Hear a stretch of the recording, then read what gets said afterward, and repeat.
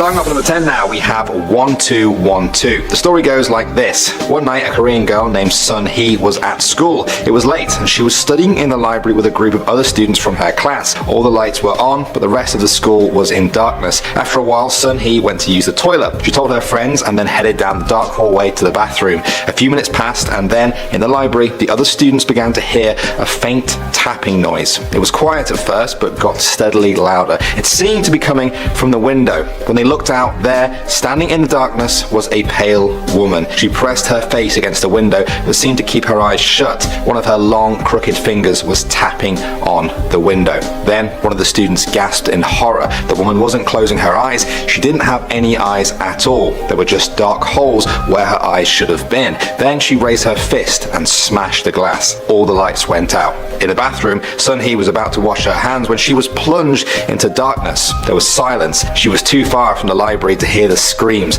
as the woman slaughtered the other students. She stepped back into the library and stopped dead in her tracks. The bodies of the other students were everywhere. Shaking with fear, her mind raced as she tried to figure out what had happened. Then she heard footsteps coming from down the hallway. Sun Hee dropped to the ground to play dead. She heard something enter the room. It made a rustling sound as it moved. Then there was a whisper. 1, 2, 1, 2. 1, 2. Sun Hee kept her eyes closed and prayed. 1, 2, 1, 2, 1, 2. She felt the presence draw nearer and heard the voice getting louder.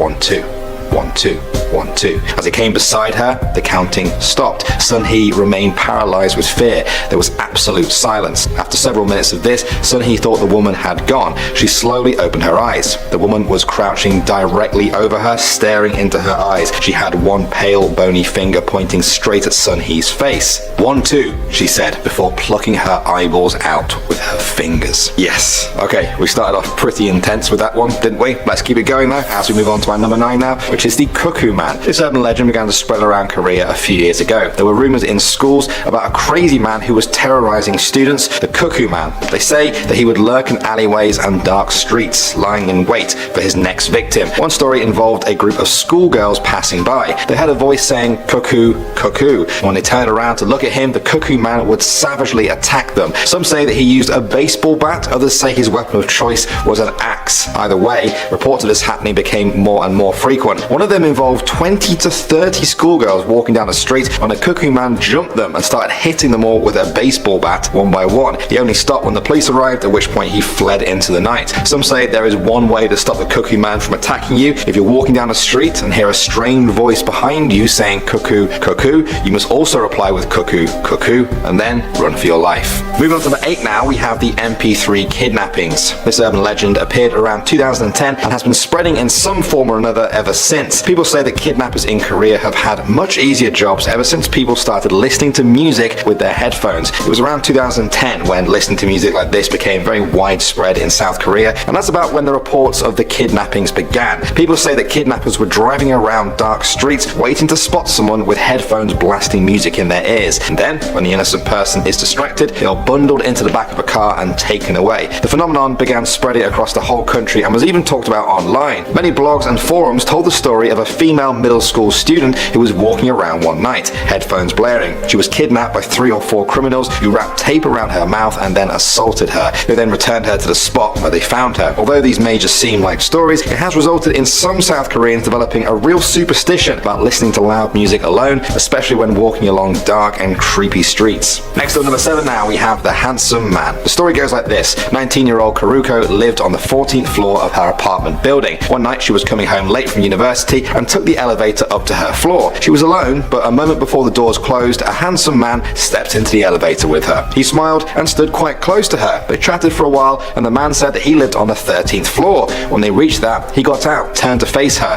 His smile turned to an evil one. He tilted his head and said, "I'll see you upstairs." Then, he pulled out a knife and laughed manically as he ran up the staircase. Before Karuko could do anything, the elevator doors closed. She tried to stop the elevator by hitting every button she could, but nothing worked. worked. When she got to her floor, the doors opened and there he was. She was never heard from again. Some people in Korea believe this is the reason why elevators now have a stop button, and they'll be happy to tell you Kuriko's story to show you why. Moving on to number 6 now, we have the sesame seeds. The story goes like this. One day a girl was worried about her skin getting old and wrinkled. She was obsessed with improving the look of her skin constantly. At first she used normal products, but then felt she needed more than that and started to explore stranger techniques. One day a friend of a friend told her that if you put sesame seeds in your bath, they will help your skin stay youthful and glowing. The girl had heard a lot of techniques, but not one like this. Perhaps this was a secret method that would satisfy her forever. She rushed home and ran a bath. After pouring a huge bag of sesame seeds, she jumped into the bath, where she stayed for hours. Her family told her to get out of the bathroom eventually, but the girl refused. She wanted more time for it to work. Her mother grew suspicious and kicked the door down eventually. To her absolute horror, she found the girl in a shocking state. Every last seed had attached itself to her skin pores and wrinkles and sent roots down into her skin. Her daughter had a calm but crazed look in her eyes. She was trying to remove the seeds one by one with a toothpick, but all that came out was her trickling blood splashing onto the bathroom floor. At number 5 now, we have snake lubak. Some Russians believe that occasionally a shooting star falling to earth may actually be a snake lubak, a demonic figure that resembles a giant snake.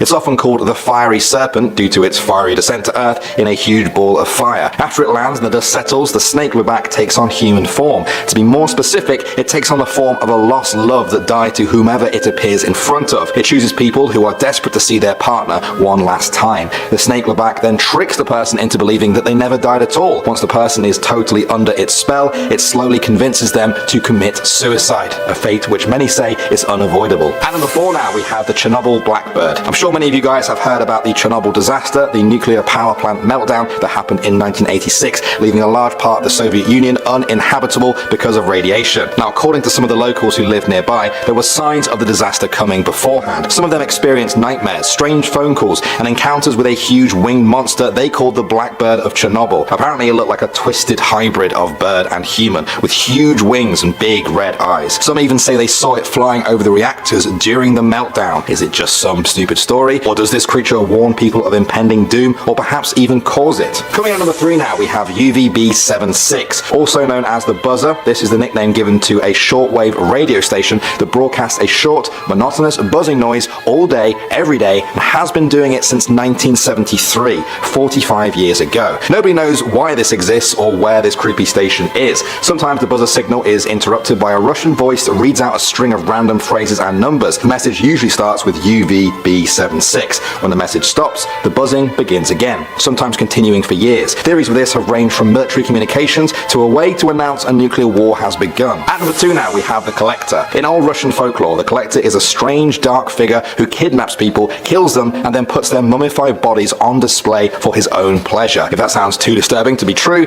then think again. Russians were shocked in 2011 to learn that there was a real-life version of the Collector that had been arrested. He used to dig up corpses and dress their remains in women's clothing to display around his home. In total, he did this with an astounding 29 corpses. If there's anything worse than an urban legend, it's a real one coming to life. And finally, number 1 now, we have Baba Yaga. Everyone I spoke to about this video told me to include Baba Yaga, and for good reason. According to Russian folklore, she is a supernatural being who appears as a deformed old woman. She flies around in a giant mortar while using the pestle to steer. Deep in the Russian woods, she lives in a log cabin that moves around on a pair of chicken legs. The keyhole to her door is filled with sharp teeth. The fence outside is made with human bones topped with skulls. She always leaves one empty though, for you. She is said to kidnap children and threaten to eat them. An emphasis is placed on the need for proper preparation of purity or spirit when meeting her, as well as politeness. This creepy being is said to have good qualities at times, but for many Russians who grew up hearing about her, Baba Yaga is always something to avoid, especially in the woods at night. Coming at number 10 now, we have the Russian sleep experiment. Some of you guys may have heard of this one before. It became a very popular creepypasta a few years ago, and for good reason. According to the legend, Russian scientists in the 1940s took 5 prison inmates and locked them in an airtight chamber with a special gas inside that made them unable to sleep. They wanted to study the effects of sleep deprivation over 30 days. On day 5, the inmates stopped talking to each other. By day 9, some of them were screaming, begging to get out. One of the others tore apart the books they were given, smeared them with their own feces, and then covered the one-way mirror with it, which the scientists were using to observe them.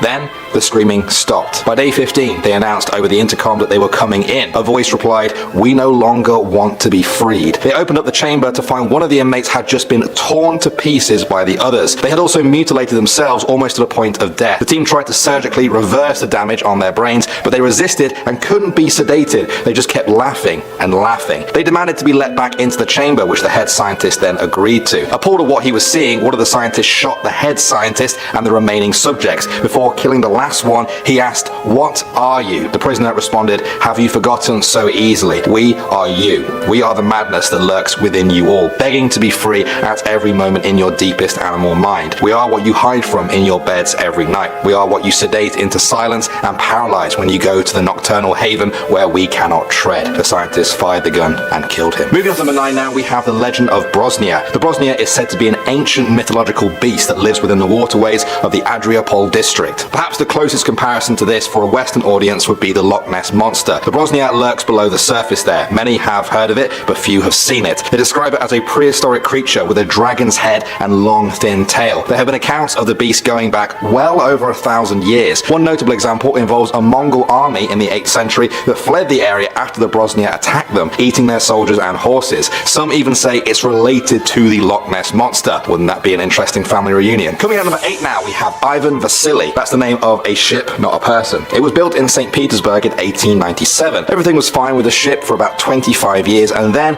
in 1903, something changed. The crew were in the Indian Ocean one day when they felt a strange presence, almost as if an invisible entity was watching over them. There was a chill in the air. One night they saw an apparition, a human figure that strolled across the deck, its features too blurry to make out, and it then disappeared behind a lifeboat. A few nights later, when the ship was docked in China, a crew member screamed out into the night, sending everyone into a crazy panic. They lost their minds and went berserk, beating each other and themselves. It only ended when one of the crew members threw himself overboard and died. A few days later, it happened again. The crew became possessed with this fighting rage, and only ended with another crew member's death by drowning. The crew abandoned ship at port. The new crew set sail, but the same thing happened to them. This time 4 people died, including the captain, all of them throwing themselves overboard. Eventually the crew burned down the ship, cheering at the sight as they left in smaller boats. What do you guys think of that one? Can ships be so haunted that they drive people to suicide? Next up at number 7 now, we have the Well to Hell. This one comes from Siberia, a part of Russia that's perhaps one of the most inhospitable places on Earth. You'll rarely find people here, which is why a lot of stories have sprouted up around it. According to legend, a scientific team were drilling a hole to study samples in the Siberian permafrost. Suddenly, the drill started malfunctioning and letting off intense heat from below. Then they heard faint noises coming from within the hole. They scrambled to get a microphone and began feeding it down the hole so that they could hear better. They realized the noises were actually human voices coming from deep in the ground, and they were screaming out in pain. The terrified team packed up right away and left, convinced they had found a well to hell. Moving on to number 6 now, we have the Black Volga. This one comes from the height of the Cold War during the 1960s and 70s. During that time, many Russians talked of a Black Volga, an expensive car usually driven by those high up in the Soviet government. They said this particular car would appear out of nowhere. Its side mirrors were actually horns, and it would steal children from the side of the road, never to be seen again. What's more, some say the car was driven by the devil himself. For me though, the scariest part of the story is yet to come. It was said that those who doubted this story's authenticity would just be dead within 24 hours. Of course, this only made the story spread even faster. Do you guys dare doubt its authenticity? Next up at number 5 now, we have sesame seeds. This is a strange urban legend that seems to scare people about coming into contact with sesame seeds. A girl had heard that taking a bath with sesame seeds in the water would be good for her skin, so that's exactly what she did. She sat in the bath for hours and hours. After a while, the girl's mother became concerned and went to check on her. When she opened the door, she found the girl was covered in the seeds which had sunk deep into her flesh. The daughter was crying and trying to remove them with a toothpick. There's one for any of you guys who hate the thought of holes in your skin. Alright, moving on to number 4 now, we have the Bathroom Girl. This one is kind of like Moaning Myrtle from Harry Potter, but about 100 times more creepy. There are stories that in some of the old Korean schools with their dimly lit bathrooms live the ghosts of girls who have killed themselves. It's said that she now haunts the stall where the event took place. How do you know which stall it is? Well, the toilets have been said to flush by themselves, the doors slam with nobody around, and sometimes you can hear her cry or even catch a glimpse of her in the mirror. The most gruesome by far though is that sometimes she is said to emerge from the stall and ask you if you will use red or blue toilet paper. If you choose red, the ghost will then cut you open. If you choose blue, the ghost will suffocate you. I probably just wouldn't wipe. Next up at number 3 now, we have ghost money. In this urban legend, a member of the South Korean Mint went away on a business trip. During the trip, his daughter was abducted, murdered, and then dismembered. After a lengthy investigation, nobody was tried for the crime. It was believed that this lack of justice would turn the girl's ghost into an angry spirit that would seek revenge. Because of this, the Mint began to place images of her body parts and parts of her name on South Korean currency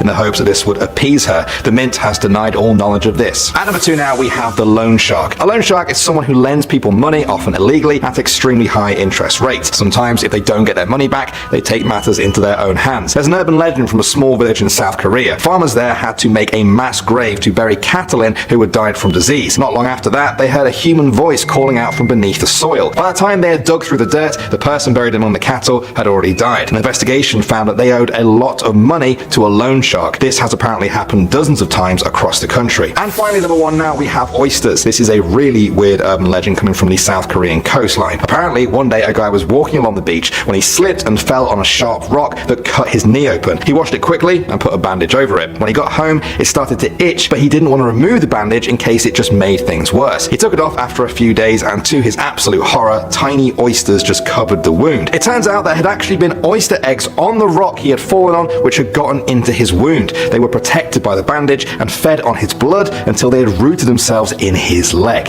Yeah.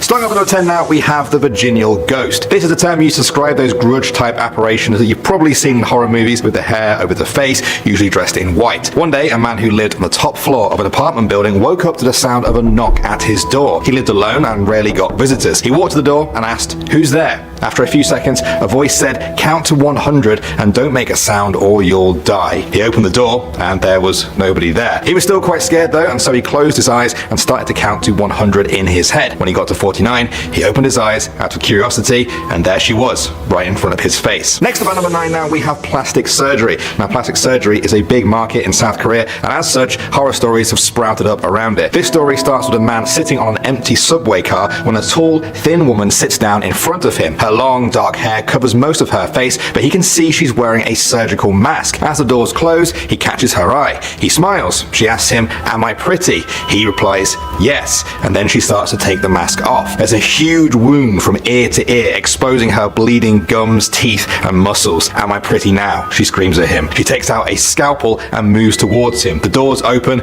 and he runs for his life. Next up at number 8 now, we have the organ thief. This is quite a modern South Korean urban legend coming from the city of Gwangju. Screenshots of a text conversation between two friends appeared on Facebook there and went viral. One of the friends was warning the other to not take taxis there at night. They said that one of their friends got in a taxi while drunk. The taxi driver then put a needle in their neck. They lost consciousness and were defenseless. When they came round, they were bleeding from their stomach and lying in a field on the outskirts of the city. He was rushed to hospital where doctors found he was missing a kidney. The fear of these organ-stealing taxi drivers became so much that city officials said it was actually affecting the taxi business in the city. Alright, next up at number 7 now, we have Dalgyal Guishin. This is what's known as a traditional type of Korean ghost dating back in legend hundreds and hundreds of years. It's notable because the ghost is said to appear with absolutely no facial features. No eyes, no nose or mouth. Some of them even lack arms and legs. They're often referred to as perhaps the most terrifying spirits in Korean folklore, as even just looking at one can cause instant death. Alright, next up at number 6 now, we have the Back. The story goes that a married couple with a young son were always fighting every single day. After years and years of this, it got so bad that in a sheer rage, the father murdered the mother. He covered up the crime and nobody else suspected a thing. The only strange thing was the boy never seemed to complain about the absence of his mother, and so he asked him, "Son, why aren't you calling out for mommy? Most little boys would want their mummy to be with them. Tell me what bothers you." The little boy looked up and slowly replied, "I'm fine. I was just wondering why you're always carrying mommy on your back." This is one of many similar stories found across the land. Moving on to number 5 now, we have 100 Steps Cemetery. This is located in the town of Brazil in Indiana. Interesting name for a town, and the cemetery is even more interesting. It's been used for at least 150 years, and in that time, it's gained quite a sinister reputation for a ghostly undertaker. The story goes that as you walk up the many steps to the top of the cemetery, you must count each and every step. When you reach the top, you must turn towards the open field, and then the ghost of the cemetery's first undertaker will appear. Without saying anything, he will then reveal your own death to you in a vision. Straight away, you must proceed back down the steps and count each one again. If the number is different to the one that you counted on the way up, the vision was true. An added bonus is that if anyone tries to cheat and climb up or down without using the steps, a ghostly hand will push them to the ground, leaving a red imprint on their back for days as a mark of the devil. Definitely not a place to go for just a Sunday walk then. Next up at number 4 now, we have the Goat Man of Pope Lick. I love my job because I get to say sentences like that. This is an old Kentucky urban legend about a hideous being who roams the woods across that state. Those who have seen him describe the Goat Man as having dark fur,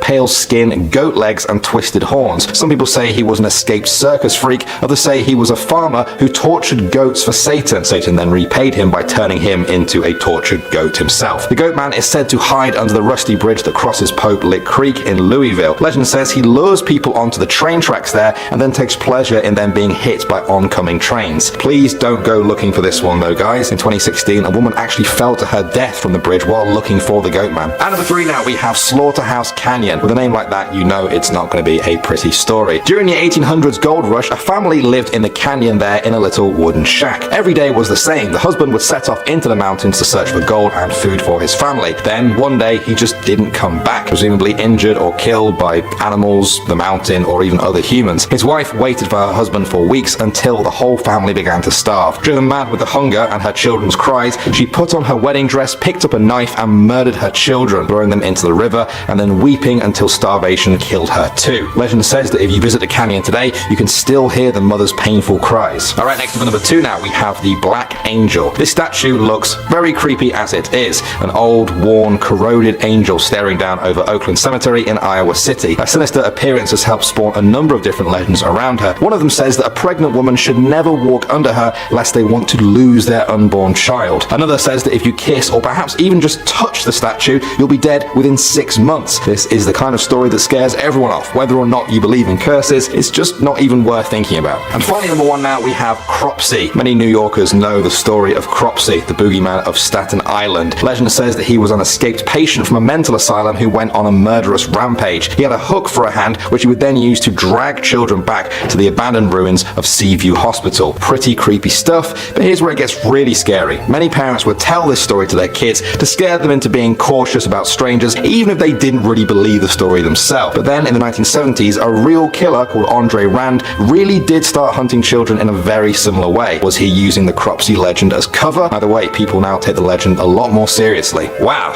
America, you kinda creepy. You really are kinda creepy. What did you think of all of those? I tried to cover a bunch of different states, but America is a pretty big place with many different urban legends. Would you like a part 2 so we can do more, or shall we just move straight on to another country in the world? If so, what country should that be? Going up number 10 now, we have the Grunch. This one comes from Louisiana. In the early days of New Orleans, there was a road called Grunch Road that went deep into the swampy woods before coming to a dead end. That is where the Grunch people lived, a strange hybrid of albinos and dwarves, forced away from society and made to live in their own community. As the years went by, people started to doubt the story's authenticity, but it sparked up again when people started disappearing down Grunch Road. Nearby farmers reported their animals missing or finding them dead and drained of blood. Many locals now refuse to head down Grunch Road for fear of meeting the same fate. Moving on to number 9 now, we have Stull Cemetery. To those that know the story, Stull Cemetery in Kansas is better known as the doorway to hell. Legend says that the devil himself chose the cemetery as his entrance from the underworld to our own. Now it's said that a tree once stood in the cemetery and an old tombstone there was inscribed with the word witch. The tree was used to hang condemned witches back in the day.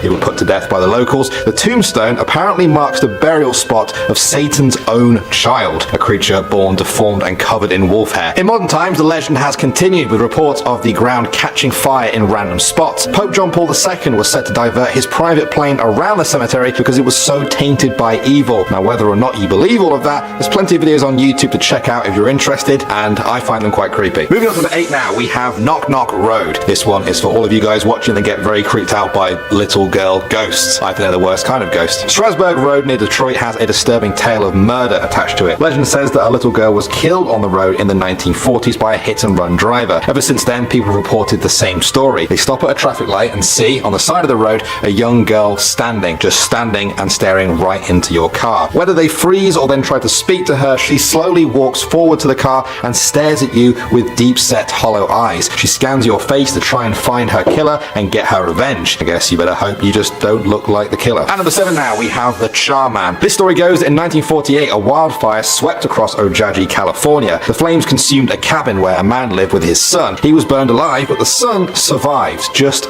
barely, though. When the authorities arrived, they found a shocking scene. The father had been flayed alive. His skin had been removed from his body and peeled off. His body was just hanging from a nearby tree. The police then searched for the perpetrator. They heard a wheezing sound from a nearby bush, and then suddenly the son just bolted out of it. The overpowering smell of him stunned the officers, and in that moment the boy ran into the trees and then escaped into the hills. hills. In the years since then, many locals have said they've seen the Charman in the woods, horribly disfigured by his burns and tormented by his past. He's said to creep up on the tents of innocent campers in the hills, waiting for them to fall asleep. Coming in at number 6 now, we have Hell's Gate Bridge. This one comes from Oxford, Alabama. The story goes that in the 1950s, a young couple crashed their car off the side of this bridge and drowned. Now, some locals believe you cross the bridge at your own peril. One story is that if you drive your car out to the middle of the bridge and then turn off all the lights, the couple will appear in your car just sitting behind you. When you turn around, they'll be gone, leaving a wet seat behind. The other story is that if you drive over the bridge and then look over your shoulder about halfway through, the scenery behind you turns into a portal to hell, just spouting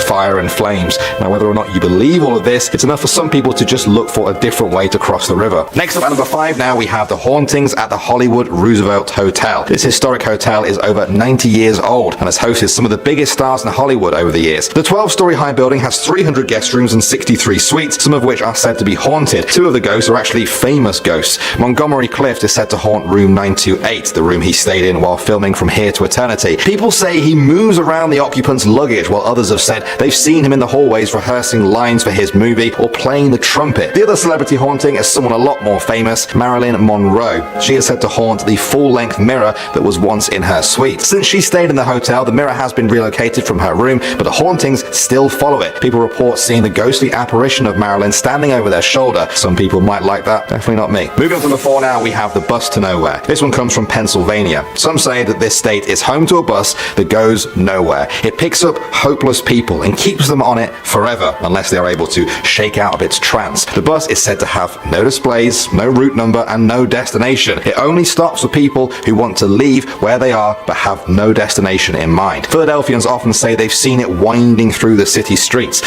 Some people also call it the wandering bus or simply Zero. People say that once you're on the bus, you sit like everyone else, staring out of the window, wrapped in your own thoughts, desperate to get away from whatever pain and despair is in your life. You can pull the cord anytime when you're ready to disembark, but be warned. Legend says that time does not move the same on the bus to nowhere. Your trip could have lasted minutes, days, months, or in some cases, years. The only silver lining is that when the passengers finally do disembark, they find themselves exactly where they're supposed to be. Next up at number 3 now, we have the Snallygaster. This is a mythical dragon-like beast said to inhabit central Maryland. It was first described by German immigrants who called it the Schnellergeist, which translates to quick ghost. It's been described as being half bird, half reptile, and with a strange metallic beak lined with razor-sharp teeth. Some even say it has octopus-like tentacles. It swoops down silently from the sky and carries its human victims off to its den, where it then sucks them dry of blood. Newspaper reports from February and March 1909 describe encounters between local residents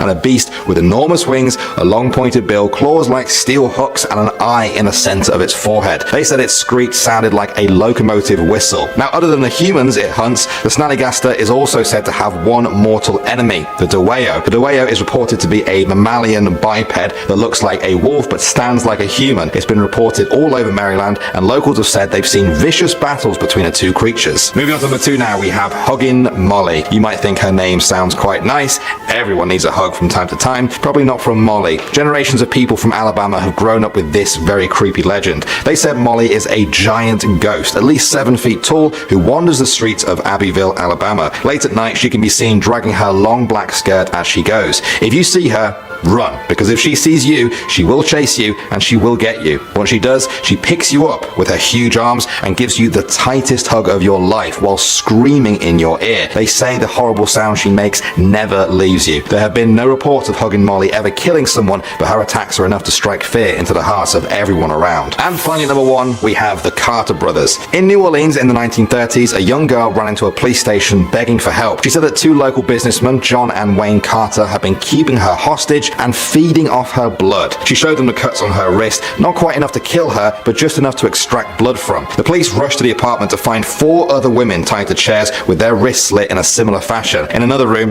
they also found 12 bodies that had been drained of their blood. The police staked the place out and waited for the men to return. When they did, it took 8 police officers to hold them down and restrain them. Their strength seemed superhuman. The pair were executed for their crimes and buried in a sealed tomb. Years later, another member of the Carter family died. They opened up the tomb to lay them to rest and found that the bodies of John and Wayne Carter were gone. No remains, no clothes, no trace that they have ever been there at all. New Orleans became gripped with the legend of these vampire brothers who could escape death itself. To this day, many sightings of the brothers have still been reported, especially around the apartment building that they once called home. Or perhaps they still do. They've just learned their lesson to keep things more hidden. Starting off at number 10 now, we have the Murfreesboro Mud Monster. In 1973, a young couple went for a romantic drive near the town of Murfreesboro, Illinois. They parked up by the river. Later on, they heard a piercing roar, which they described as sounding like an eagle shrieking into a microphone. They quickly turned off the radio and scanned the area. Another horrific shriek came and the bush in front of them shook. They turned on the car lights to see a creature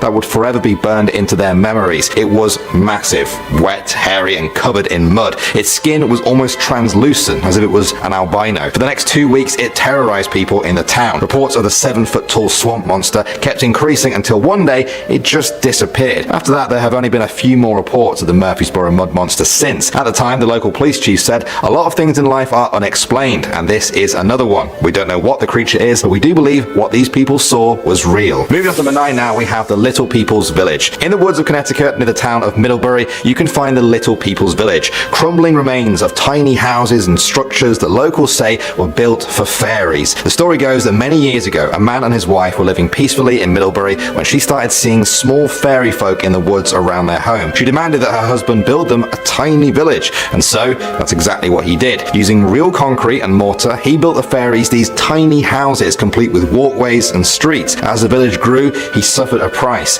People say that he began to hear the fairies' voices in his head, which eventually drove him to madness and then suicide. Now, they say the crumbling ruins of the Little People's Village is haunted by the spirits of them, or even the ghosts of the people they drove insane. You can still visit the ruins today, and even sit in the throne that was carved at the request of the king of the Little People. However, legend says the seat is now cursed, and that if you sit in it, you will be dead within 7 years. Locals will show you how to get to the village of the Little People, but many also warn that if you linger there too long, you will hear the voices of the Little People, and you too will be plunged into insanity. Next up at number 8 now, we have the Kushtaka. These are mythical shape-shifting creatures found in the stories of Native Americans in southeastern Alaska. The name roughly translates to land otter man. The story says that these creatures will shift between the human form and the otter form at will. They are cruel creatures who take pleasure in tricking sailors to their deaths. If they're not at sea, they live in rivers and deploy a very creepy tactic to attract their prey. The Kushtaka are said to imitate the cries of a human baby or the screams of a woman in order to lure the victims to the river. Once there, the Kushtaka either kill the person by tearing them to shreds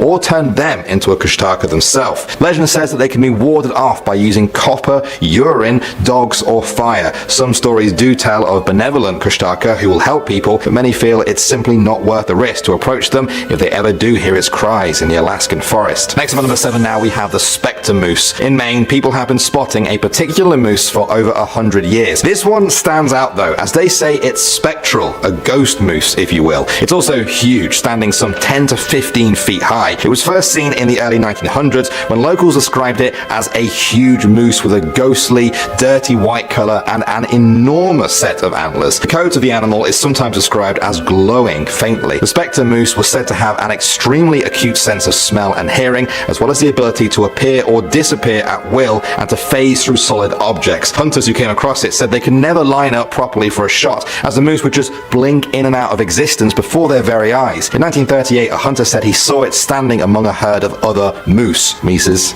not sure. It was stood with 2 other large males, but it made them look like dwarves. He would have thought it was just a normal, humongous moose if it wasn't for the strange white glow around its body. Moving on to number 6 now, we have Betty Grease. In Michigan, on the beaches of Lake Superior, is a place where the sand is said to sing. Local legend says that a musical voice emanates from the sand, the voice of a Native American maid who lost her love to the Great Lakes and still calls to him from the shore when visitors play the sand. How exactly do you play the sand? Well, they say the sand can be made to sing by pressing down on it with the palm of your hand or a piece of bark. It loses its magical properties though when removed from the beach. I wasn't too sure what to make of this one at first, but I've seen a few videos on YouTube now and it definitely makes a very strange noise. Perhaps you guys check it out and see what you make of it.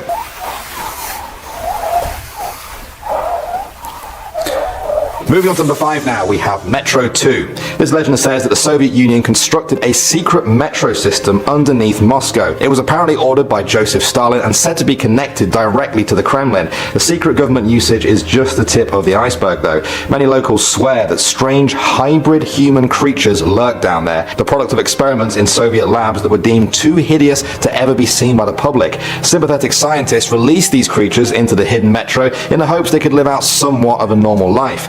For a while the public didn't believe the stories of people seeing these creatures scuttling out from the ground, but then several Soviet Union defectors came forward and swore the whole thing was real. Now many urban explorers are constantly on the hunt for Metro 2 and its mutant inhabitants. Next up at number 4 now, we have the black curtains. One day a girl's mother sent her to the store to buy some curtains for the house. She told her to not get black ones. Any other color or type will do, but not black ones. Naturally, the shop the girl went to only had black curtains in stock. The girl decided to get them as they are surely better than no curtains anyway. The mother was not happy but agreed to put them up. The next morning, the family woke up to find that the father had been strangled in the night. The night after, the same thing happened to the girl's mother and brother. The police arrived and decided to set up a trap for whoever this mysterious strangler was. They hid inside the house as the girl went to bed. In the dead of night, they began to see the black curtains stretching, twisting and turning, reaching up towards the girl's bed and then around her neck. The police bust out and fired their guns at the curtains. The curtains let out a demonic screech as the bullets ripped through the black fabric, letting out a foul black liquid where blood should be. Then they fell to the floor, motionless. The girl survived. This story has left some people with a deep superstition of black curtains, maybe just to be safe. Next up at number 3 now, we have the haunted Kremlin. The Kremlin is the fortified hub of Moscow and has been the seat of Russia's leadership for many years. It was first built in the 15th century, and in the years since then it's built up a reputation for being incredibly haunted.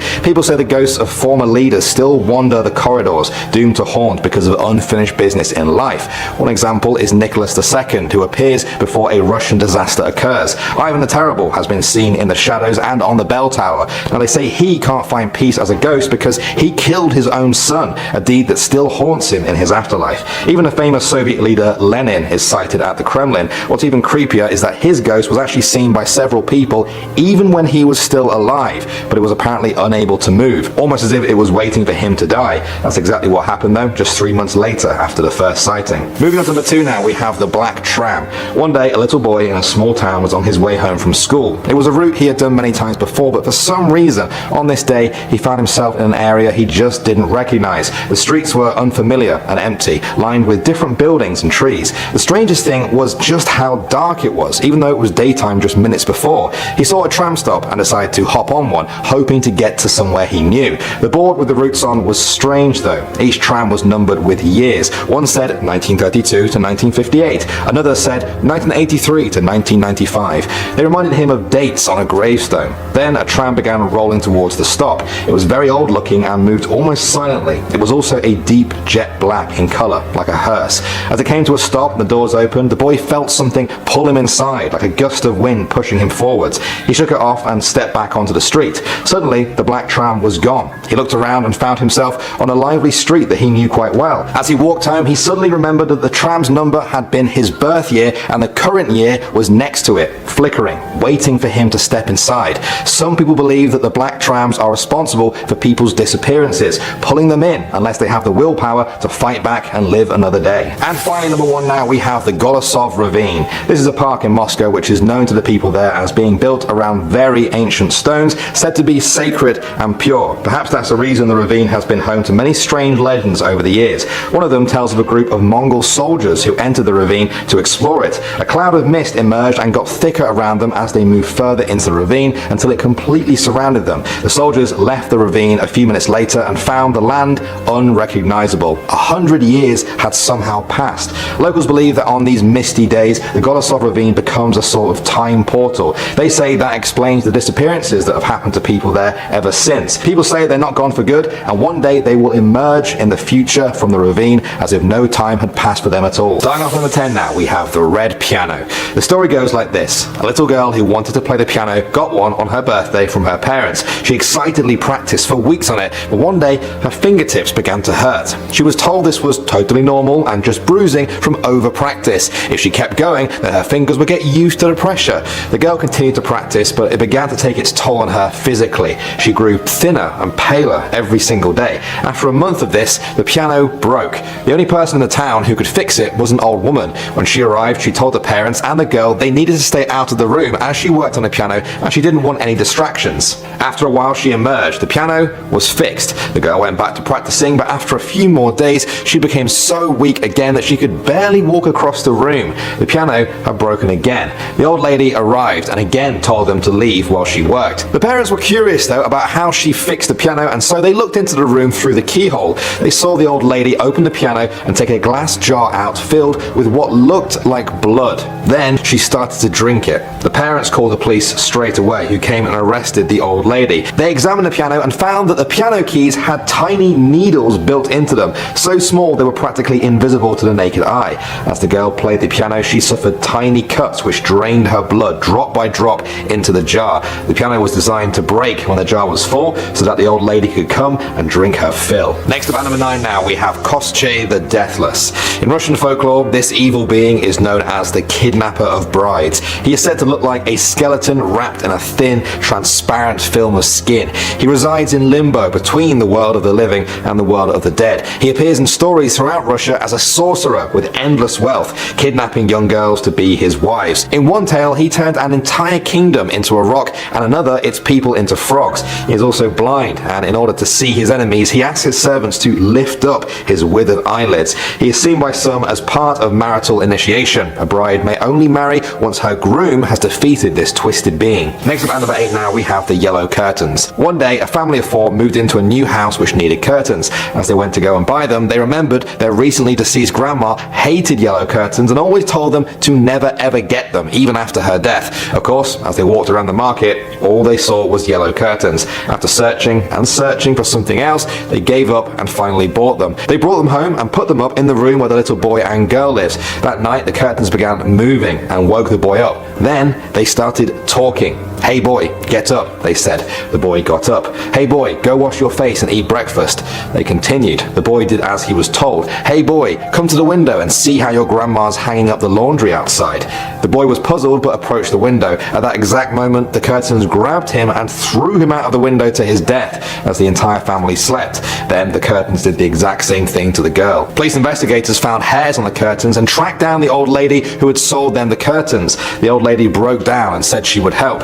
She said the only thing these curtains were scared of was a magic scalpel hidden inside the giant star on top of the Kremlin. The police retrieved this scalpel and took it to the curtains, where they went to cut a piece of it off for examination. No sooner had the scalpel touched the curtains than they exploded. No trace of them was ever found. Moving on to number 7 now, we have the Coffin on Wheels. This story starts off with the little girl's mother who was very ill. In her final days, she told her daughter that if she died, the girl should never paint her nails with red varnish. The mother died, and in the girl's grief, she dismissed what her mother had told her. She thought it was just the illness talking. After some time, the girl completely forgot her mother's warning and painted her nails red one day. As she finished, the radio flickered on, and a demonic voice said, "Hey, little girl, remove the varnish from your nails. A coffin on wheels has found your town and is looking for your street." The girl was confused and thought it just must be a glitch. She turned the TV on, but the same voice came out instantly. "Hey, little girl, the coffin on wheels has found your street and is looking for your house. Take off your nail polish." Terrified, the girl scrubbed her nail polish off and rushed to the phone to call her friend. Instead of her friend's voice though, she heard the same voice. "Hey, little girl, the coffin on wheels is at your house. Now it's looking for your door. Take off your nail polish." She threw the phone down and kept trying to scrub, but the polish wouldn't come off. She heard a knock at the door, but couldn't see anyone through the peephole. She opened the door, and there was the coffin on wheels. It slowly opened, and her mother stepped out. "Why didn't you listen to me?" she screamed, and then she strangled her daughter to death. This story alone has kept the scary legend of the coffin on wheels alive. Next on number 6 now, we have the Old Woman of Ostankino. This legend is of a ghostly figure who is said to appear in the Ostankino district of Moscow. It's not a new legend either. The ghost of this old woman has been appearing to people for over 5 centuries. Other than appearing to ordinary Russians, she is said to appear to powerful Russian leaders to warn them of coming danger. She would share insight on coming plagues or even foreign invaders. All she asks for in return is that they never farm the land on which she appears on. Legend says that one leader didn't listen to her and ordered that the land be farmed on. The old woman called up the spirits that occupied the land and made them possess the local people, driving them to insanity and then suicide. It's been years since then, but some locals say she is still capable of doing the same. Moving on to number 5 now, we have mirrors. It's a common held belief in some parts of Vietnam that mirrors have a supernatural quality to them which can be used as a help or as a curse. It's believed that mirrors are a portal to the spirit world. This can be used as a defense against evil spirits. It's not uncommon to see mirrors hung on people's doors. The idea for this is that an evil spirit will approach the door and be scared away by the mirror, not wanting to slip through the portal as it passes through the door. However, mirrors aren't always tools for good. Some Vietnamese believe that if you stare into a mirror too long, a reflection can actually take your place and you will be the one who ends up in the mirror. You won't realize it until you go to step away and then suddenly blink out of existence, forced to wait in the mirror until the real you returns. You'll be forced to copy their movements exactly and nobody will ever be able to see you screaming out for help through your eyes. Next, on number 4 now, we have the Tuan Kio Plaza. In the heart of Saigon's busy Chinatown district is a series of 3 towers. Each one stands 33 floors tall. Buildings A and B are completely deserted and Building C has just a few people living there. During its construction in the late 1980s, some of the workers died due to poor safety standards. No compensation was offered to the families, and so one of them put an ancient curse on the site called a low ban. The accidents and problems only got worse from then. People blamed it on the curse. Then the ghost stories started coming. One involved a taxi driver who got a call from one of the abandoned buildings. He went anyway, but when he arrived at the place, it was of course completely empty. He called the girl on the other end of the phone, but all he could hear was heavy breathing and muffled screams. He drove away, terrified. When he asked local people about it, they said it was most likely the ghost of a girl who was murdered by her boyfriend on the site in 2005. There are many stories like this, only adding to just how deserted and creepy this plaza really is. Moving on to number 3 now, we have the lonely ghosts. There is a belief among some people in Vietnam that if people die alone, they will stay near where they died as ghosts because nobody was there to guide their spirits to the afterlife. They could have died alone on a road, maybe their family didn't even know of their death, or a person may have just died with no family at all, like an orphan. If someone had a violent death, as spirits, they'll be mischievous. Not always evil, but often violent. September is known as the ghost month of Vietnam, and during that whole time you can see people burning paper money in rusty buckets in the hopes of appeasing the lonely ghosts. Next up, number 2 now, we have the Tao Dan Park. This 10-hectare park in Saigon is beautiful by day, attracting many tourists who wander around its green gardens and shady tall trees. If you dig a bit deeper though, you'll find that some people consider this to be the most haunted park in all of Vietnam. The story goes that over 10 years ago, a man and his girlfriend were having a picnic in the park when they were brutally attacked. The man was killed, but the woman managed to survive and escape. Officials say there is only actually one recorded case of a murder in the park. It was of a young man called Tuan in 1989. He was trying to sell his motorbike and asked his friend Hung to help. Instead of this, Hung and another accomplice killed Tuan and took the bike for themselves. Locals say that whichever one of these is true, the cold-blooded murder that was committed has stained the park forever, and the spirits of the victims remain. And finally, number 1 now, we have the Singing Girl. For many years, there was only really one official place in Saigon to bury the dead, Bin Hung Hua Cemetery. Because of this concentration of dead people, many believe this is one of the most haunted places in Vietnam. Perhaps one of the most famous stories is that of the Singing Girl. There was once a 16-year-old girl who lived in the area. She was known for her love of Kai Lung, a well-known singer in Vietnam. The girl fell for a singer from a local theatre. However, her father didn't approve of their love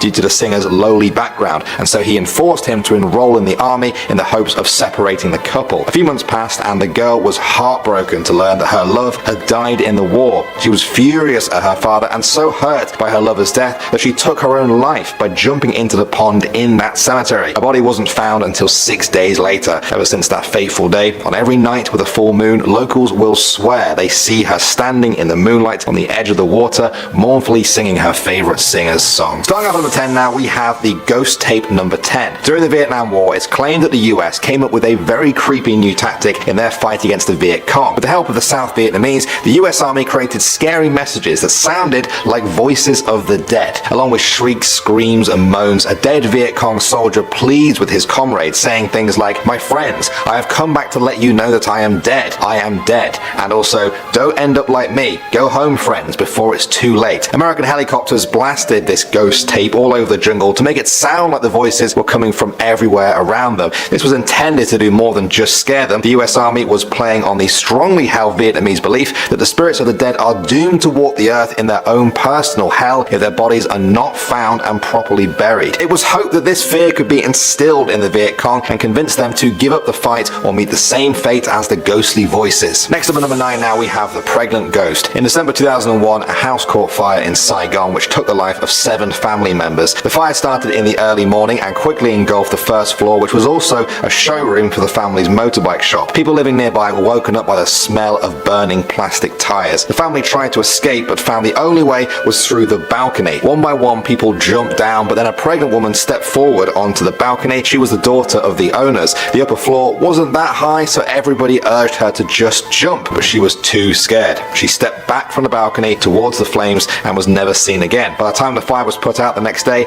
the pregnant woman could not be found. In the years since then, locals swear that on certain nights you can see the ghost of the pregnant woman standing there on the balcony, even though she is already dead. They say you can see the fear in her eyes as she looks down at the ground, clutches her baby, and steps back into the flames that went out years ago. Moving on to number 8 now, we have apartment 727. This building used to be a symbol of luxury in Saigon, the tallest millionaire residence, they called it. It's divided into 6 blocks with 530 rooms, but despite the grand plans of the past, it now lies almost completely abandoned. Simple reason might be people believe it's haunted. In the 1960s, there were a lot of US officers living there. Now, locals claim they see military ghost parades and the shadow of a blonde American soldier holding hands with a Vietnamese girl. They believe this is down to the spirit of the 4 virgins in the building. The legend goes that during the construction of the hotel, everything was going smoothly until the last floor of the building, where many deaths and accidents just kept occurring. The owners stopped construction for 3 days to set up an altar. People say they were advised by a Chinese exorcist to bring in the bodies of 4 virgin women. They then buried the bodies in the 4 corners of the building in order to exorcise whatever demon or curse was holding up construction. It seemed to work and the building was completed, but locals say that this act is the exact reason the building is so haunted today. No soul wants to live there anymore. Moving on to number 7 now, we have the Batutut. Every country seems to have some sort of Bigfoot story.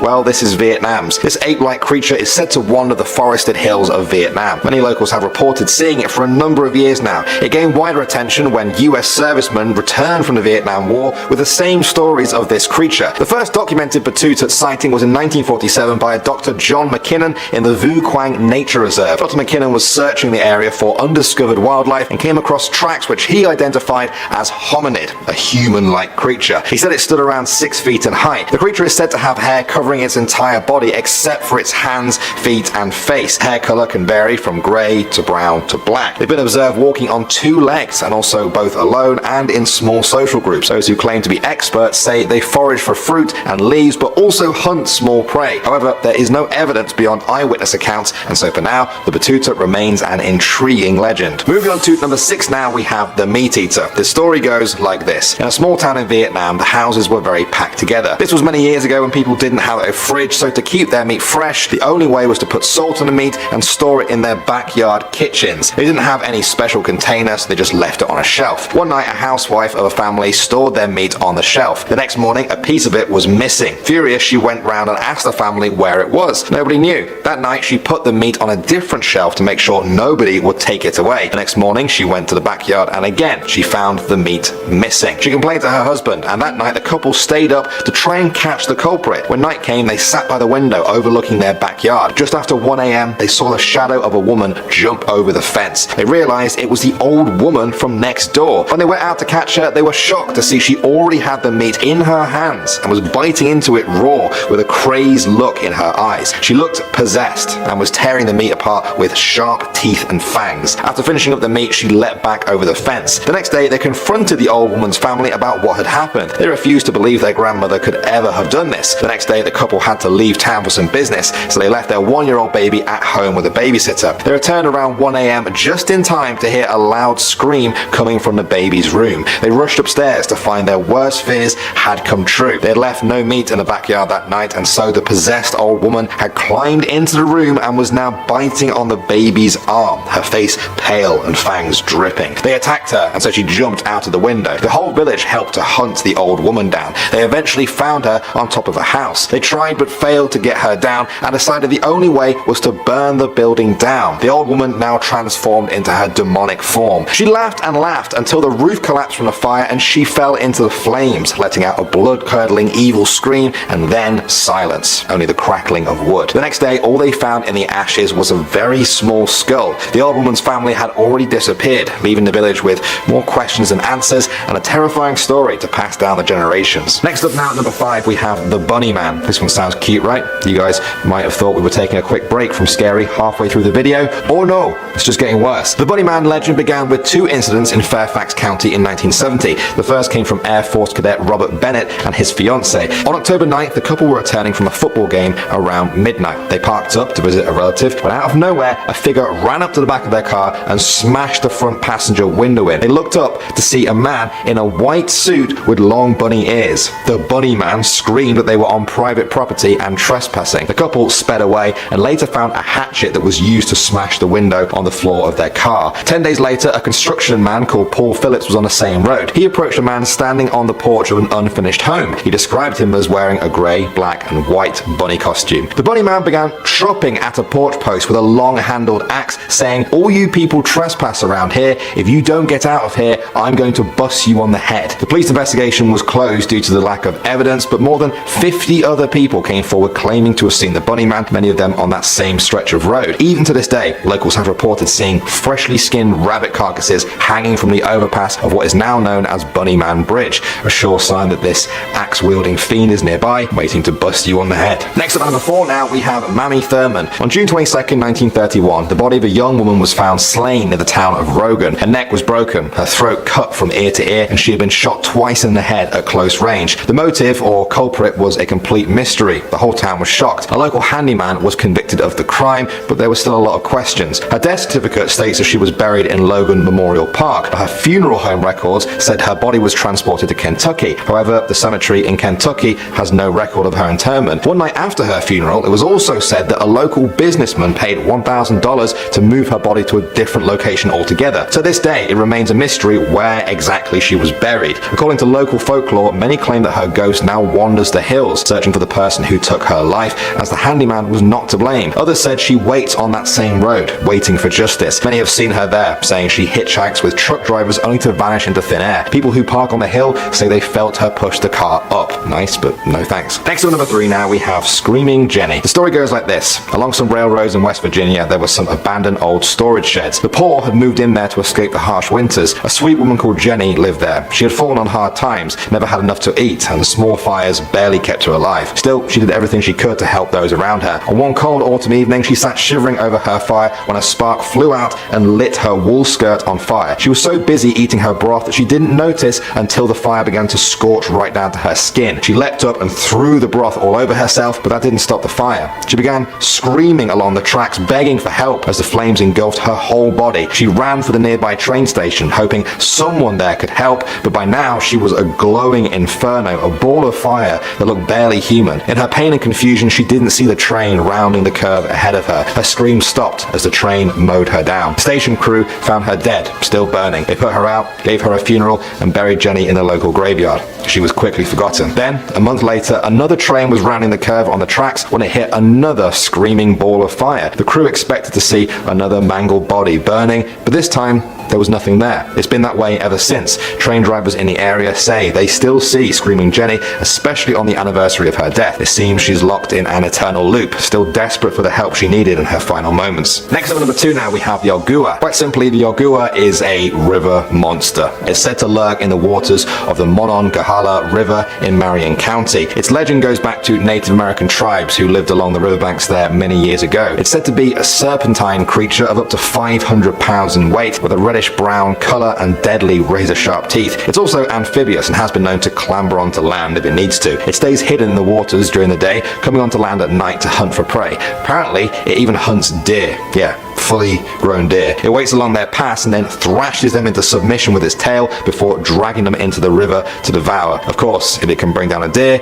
it wouldn't have much trouble with a human. Some people don't even go near the places where it's sighted, at least not alone. And finally, number 1 now, we have Droop Mountain. On this mountain, there was once a very fierce battle during the American Civil War. Many lost their lives, and the blood spilled that day is said to have soaked into the very mountain itself, changing it forever. They say the cries of war still linger on Droop Mountain, forever lost in in time. Visitors have reported that something just feels off when you're up there. At night, there is no mistaking it at all. One woman who was raised beside the mountain reported seeing a man standing up on the old battlefield. His body glowed in the darkness, and to her astonishment, he had no head. Whenever they shone a light on him, he disappeared. Another time, the woman was walking with her husband and cousins when the whole group stopped in their tracks. Up there again on the old battlefield was a transparent soldier on his horse. The soldier seemed to notice them before turning away and vanishing into the trees. Even skeptics have reported seeing the figure of a headless man drifting along. Those who have got close say he is wearing a Confederate uniform. Now others say his head isn't actually missing, it's just been shot off. To be honest, I'm not really sure which one of those is scarier. But either way, don't think I'd head up Droop Mountain at night by myself. We're jumping right into the deep end with our number 10,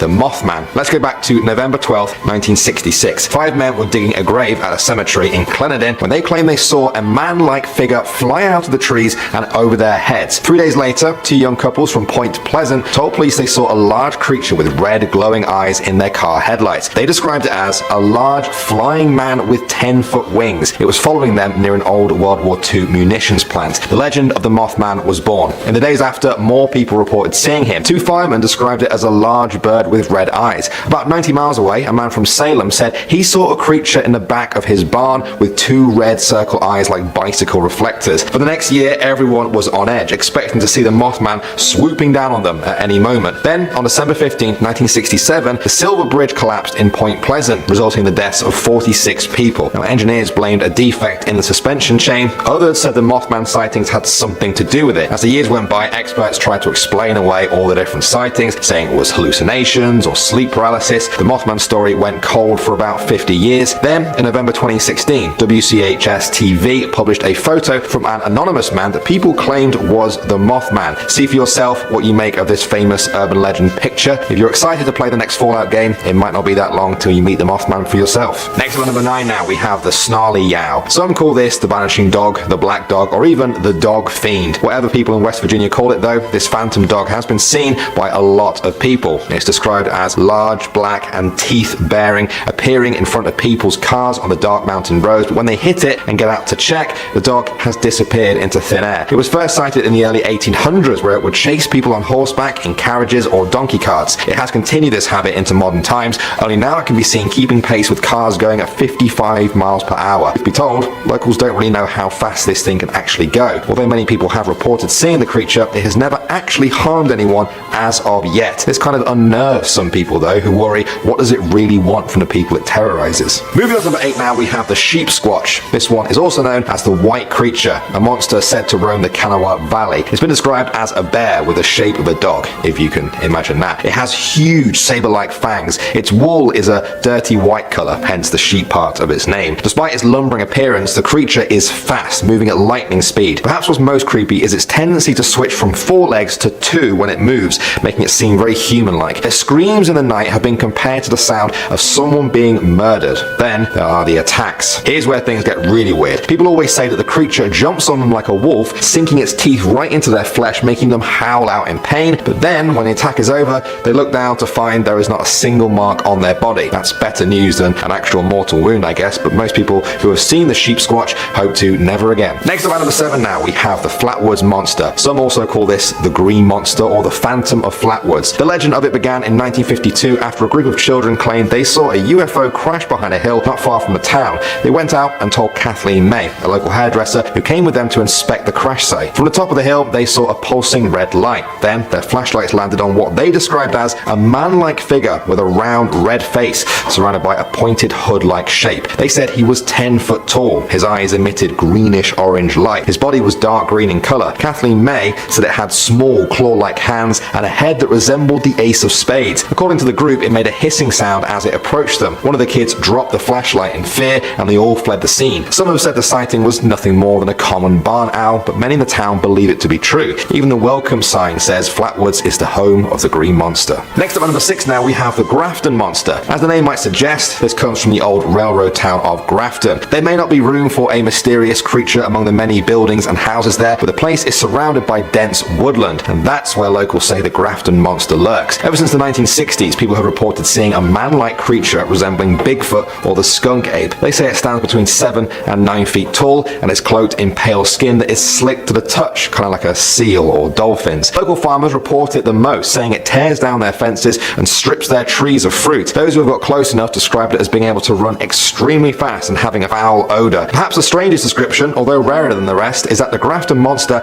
is headless. Others say witnesses are mistaken and it only appears headless because it tucks its head low to its chest. Some say you'll know it's near when it lets out a low whistle through the trees. For at number 5 with The Crying Girl. On November 18th, 1987, a match was dropped on an escalator at London's King Cross station. A fire quickly spread into the nearby ticket office, which resulted in the death of 31 people. In the years since then, passengers have reported seeing a girl who died around the station. She has long brown hair, wears jeans and a t-shirt, and is always crying. Some people have even reported hearing her sobs while smelling smoke coming out from the escalators. Back to Scotland now for our number 4 with Sawney Bean. This is the gruesome tale of Alexander Sawney Bean, a man who was said to be the head of a Scottish clan of cannibals in medieval times. According to legend, the group was made up of his wife, their 14 children and 32 grandchildren, some of whom were born through incest. They lived in a cave by the water and would ambush people on the road at night. They would bring their bodies back to the cave to then dismember and eat them. Any leftovers were pickled in a jar for later. When King James VI of Scotland eventually heard of these murders, he led a manhunt to capture them. The clan was caught and then executed. Some people say you can still find the cave along the Benane Head area of Scotland. Moving on to number 3 now, we have Cane Hill. Some say this is one of the most haunted places in England.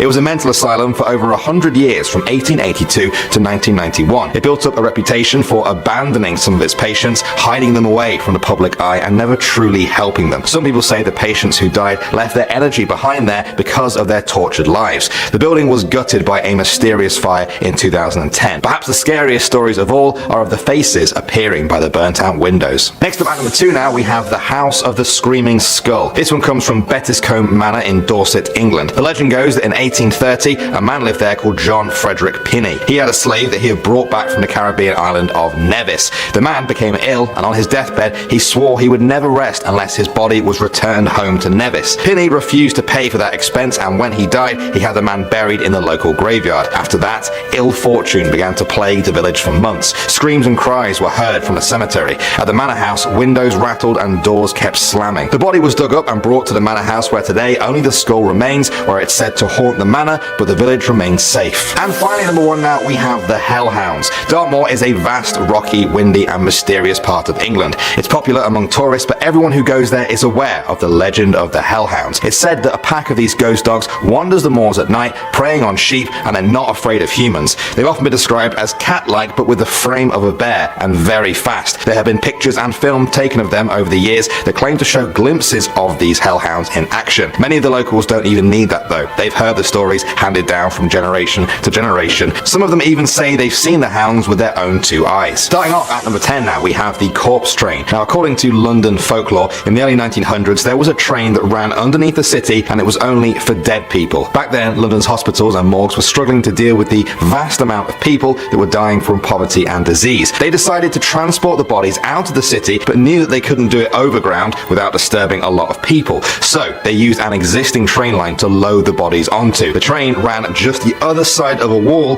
from the normal daily service, where unsuspecting Londoners were getting on and off their trains, unaware of the nearby bodies. Next up at number 9 now, we have the Suicide Pool. This one comes from Epping Forest near Essex. The story goes that years ago, a young couple in love were followed to a pond in the forest by the girl's father. When the couple finally embraced, the father leapt from the trees to confront the boy. The fight got out of hand, and the father ended up killing the boy in a rage at the edge of the pool. The waters then turned black. Wildlife that was touching the water died instantly. In the years that followed, bodies started to appear in the water. First, it was an old woman, then a young one with her young child beside her. They say the pool drew them into their death, and that the pool is still out there in the forest somewhere, waiting for its next victim. Next up at number 8 now, we have Annie. This one comes from Edinburgh, Scotland. In the old town there lies a street known as Mary King's Close. It's steeped in myths and legends of hauntings and murders. In 1990, a psychic called Aiko Gibo visited and felt a small hand touch hers. She said that she then made contact with the spirit of a dead child called Annie, who had died in a plague hundreds of years ago and had lost her doll. The psychic then went to a nearby shop and brought back a Barbie doll for her.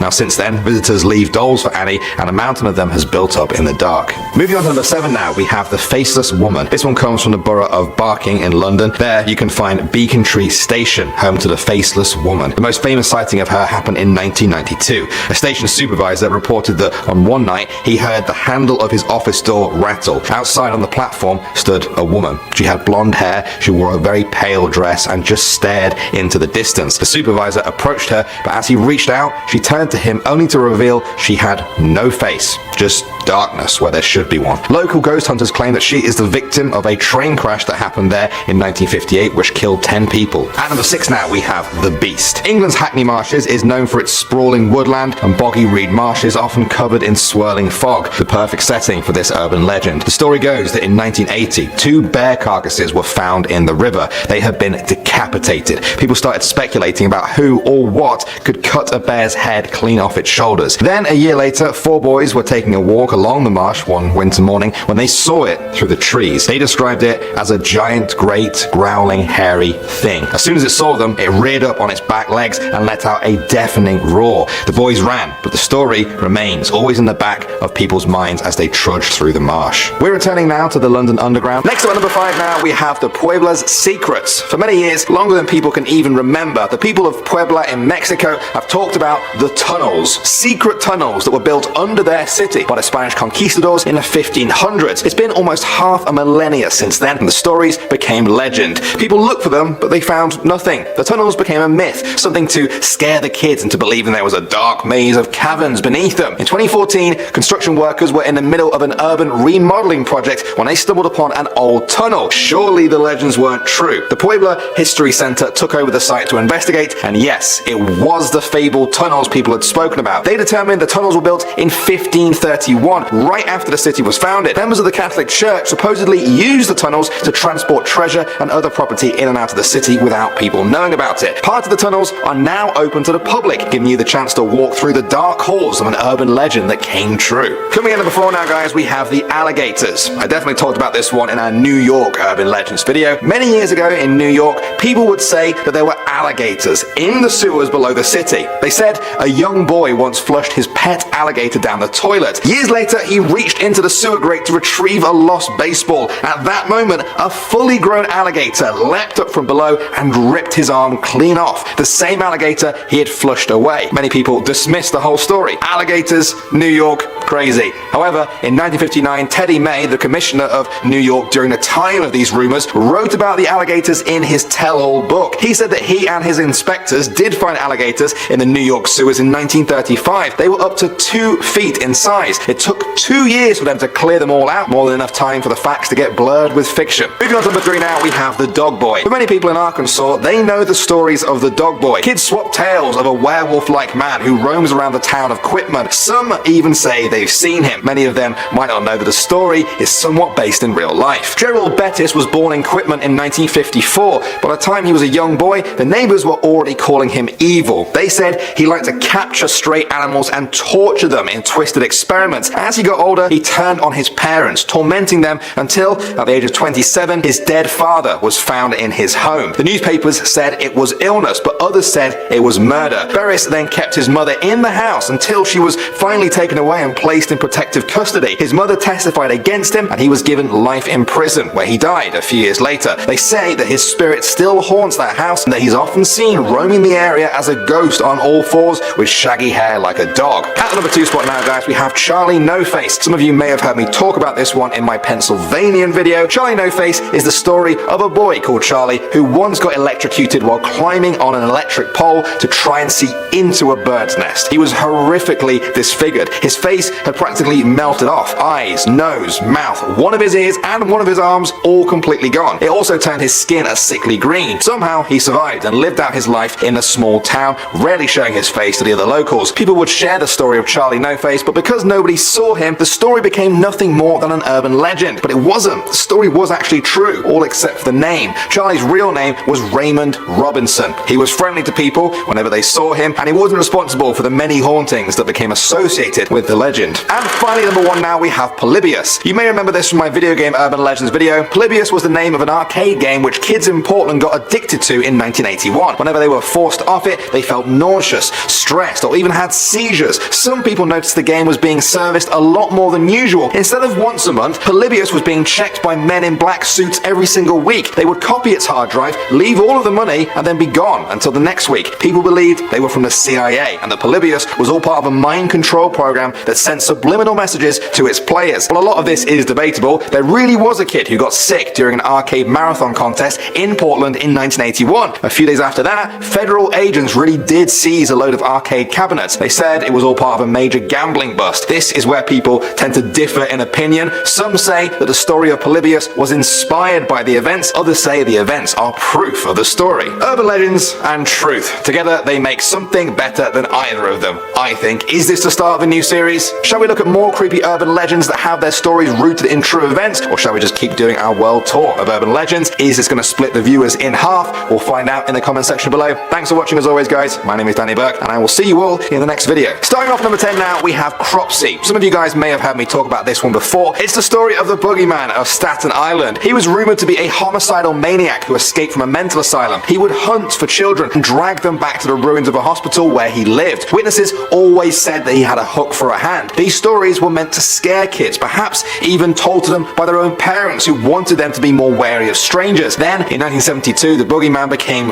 real. News broke of a real-life corpsey man called Andre Rand. He was a former janitor at the local school for mentally disabled children. Rand was arrested in connection with the disappearance of Jennifer Schweiger, a 12-year-old girl with Down syndrome. He lost his job over the case and moved into the now abandoned school that he used to work in. He was eventually convicted of murder, and police connected him to the disappearance of 4 other children. No bodies were ever recovered. Moving on now to number 9, guys, we have the Bunny Man. I talked about this legend in my West Virginia video, if you remember. The story goes that in 1904, a mental asylum closed down. While transferring inmates to a new facility, one of the buses crashed. Most of the people in it were killed or captured or trying to escape, but one actually did escape, known as the Bunny Man. He would then roam the land, hunting rabbits and then leaving their half-eaten carcasses for the locals to find. Sometimes they will be hanging from a tree or a bridge. Although there are parts of the story that just don't add up, something strange happened in 1970. A couple driving their car at night had an axe thrown through their window by a man in a bunny suit. 2 weeks later, another man found an axe-wielding guy in a bunny suit chopping wood nearby who was gone by the time police arrived. Are these linked together somehow? Is there more truth to this than meets the eye? Moving on now to number 8, we have the body under the bed. Ever since hotels and motels have become a common part of society, people have swapped stories about guests who discovered that the mattress they were sleeping on was either above or even stuffed with the body of a murder victim. A grisly tale for sure, but one that was confined to the realms of myths and legend. Then, in 1999, a case in Colorado occurred involving a couple who slept on a mattress containing a body. The police kept the details of that close to their chest, but in 2010, a huge story broke when guests at a Memphis motel discovered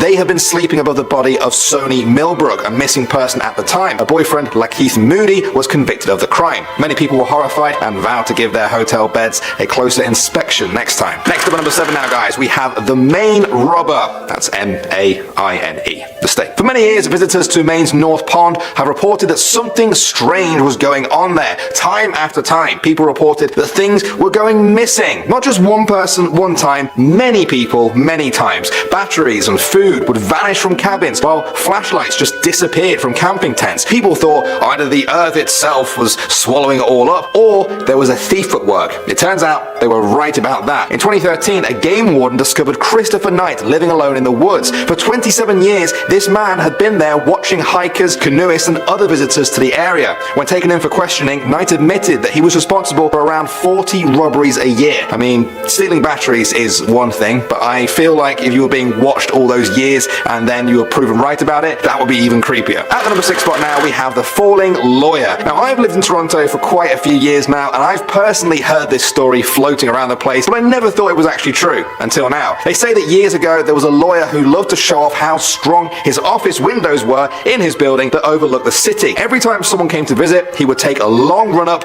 jump, and hurl himself right into the window. Sure enough, the window would remain intact, although we'll never know if this actually impressed his visitors. Well, this lawyer was real, and his name was Gary Hoy. He was a senior partner at his firm with an office on the 24th floor. On July 9th, 1993, some law students came to visit. He took his usual leap at the window, but this time, after years of it being being weakened, it smashed. Gary plummeted to his death, and the improbable story became somewhat of a local legend. Moving on to number 5 now, we have the Skogsra. In ancient Swedish folklore, the Skogsra are forest spirits. From the front, they look like a beautiful woman, but from the back, they resemble a tree trunk. There are stories of men who were entranced by these spirits without ever seeing their true form from the back. The Skogsra wear the men down over days and weeks, draining them until they are hopeless, playing on their temptations, their fears, and fantasies. If they manage to outsmart the spirit, the men will see their true form from behind, and the Skogsra will disappear forever. If they do not, they are carried off into the woods at their weakest, never to be seen again. Next up at number 4 now, we have the Millingar. These are said to be the undead corpses of ghosts of infants murdered by their mothers. They haunt the places where they were buried with cries that pierce the night air. Why do they cry? Well, they want you to give them a name. They were often babies that were said to be killed before receiving a name, and now that's all they want. They'll ask you to carry them to hallowed ground to be buried. They then grow in size as you get closer. There have been stories of these undead babies asking people for other tasks on the road at night. If they don't perform the tasks, the person will often return home to find a member of their family has been killed, often in the same theme as the original request. I will go into some of the details I saw, but they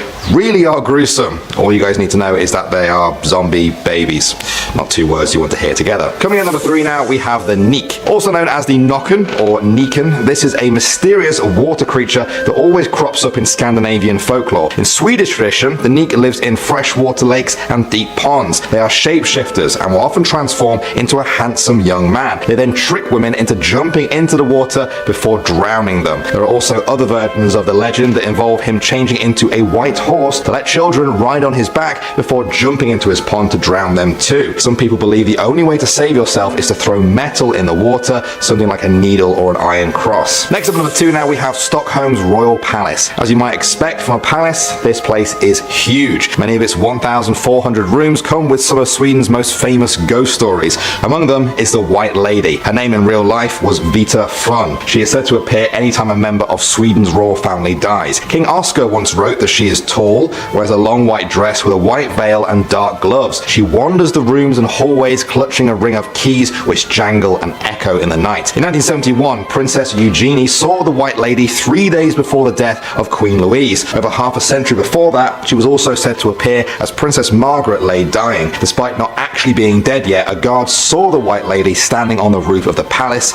keys in hand. 2 hours later, the princess was dead. And finally, number 1 now, we have Svenholm Castle. This is another castle in southern Sweden known for its high concentration of ghosts. Perhaps the most famous is King Frederick II, who is said to wander the halls at night searching for his long-lost love who he never married. Then there are 3 ladies. In previous urban legend videos, you guys may have heard me talk about a castle or a house with the White Lady or the Black Lady or maybe the Grey Lady ghost, things like that. Well, how about all 3 of them? That's right. Visitors to Svenholm Castle have reported 3 separate ghost ladies. Some even say they compete for each other's territory. Another regular on the scene is said to be the Grey Monk, who was murdered in the castle in the 1500s and now occasionally helps staff carry heavy items up the stairs from the cellars. Is that not the most helpful ghost you've ever heard of? I say all ghosts should be put to work. Just kidding. Let them do their thing. Starting off number 10 now, we have the Silver Train. This is a true ghost train story. Locals call it the Silver Pilen. In Sweden's capital of Stockholm, legend says that passengers waiting on the platform may see a silver train slowly pull up. You must not get on it under any circumstances. The train is heading to an abandoned station in the middle of the woods. Its passengers are said to be the souls of the dead. People who get on will never return. The legend is also connected to the abandoned Kimlinge metro station, which is said to be a ghost station. Locals say that only the dead get off at Kimlinge. Some people even believe the silver train takes people to an underground station with no exit. It never returns to pick them up. At number 9 now, we have the Palace of Skifla. Located in the capital of Stockholm, ghosts have been reported in this palace for well over 200 years. Some of the stories involve people seeing mirrors and windows just shattering for no reason at all, as well as music and songs floating down the corridor with no source in sight. One notable story involves a man called Jacob von Balthasar Niji. Try saying that in a hurry. He was a former owner of the palace who was allegedly a worshipper of Satan. He disappeared one night and witnesses said he was last seen entering a black carriage being pulled by a coachman with horns horns and a tail.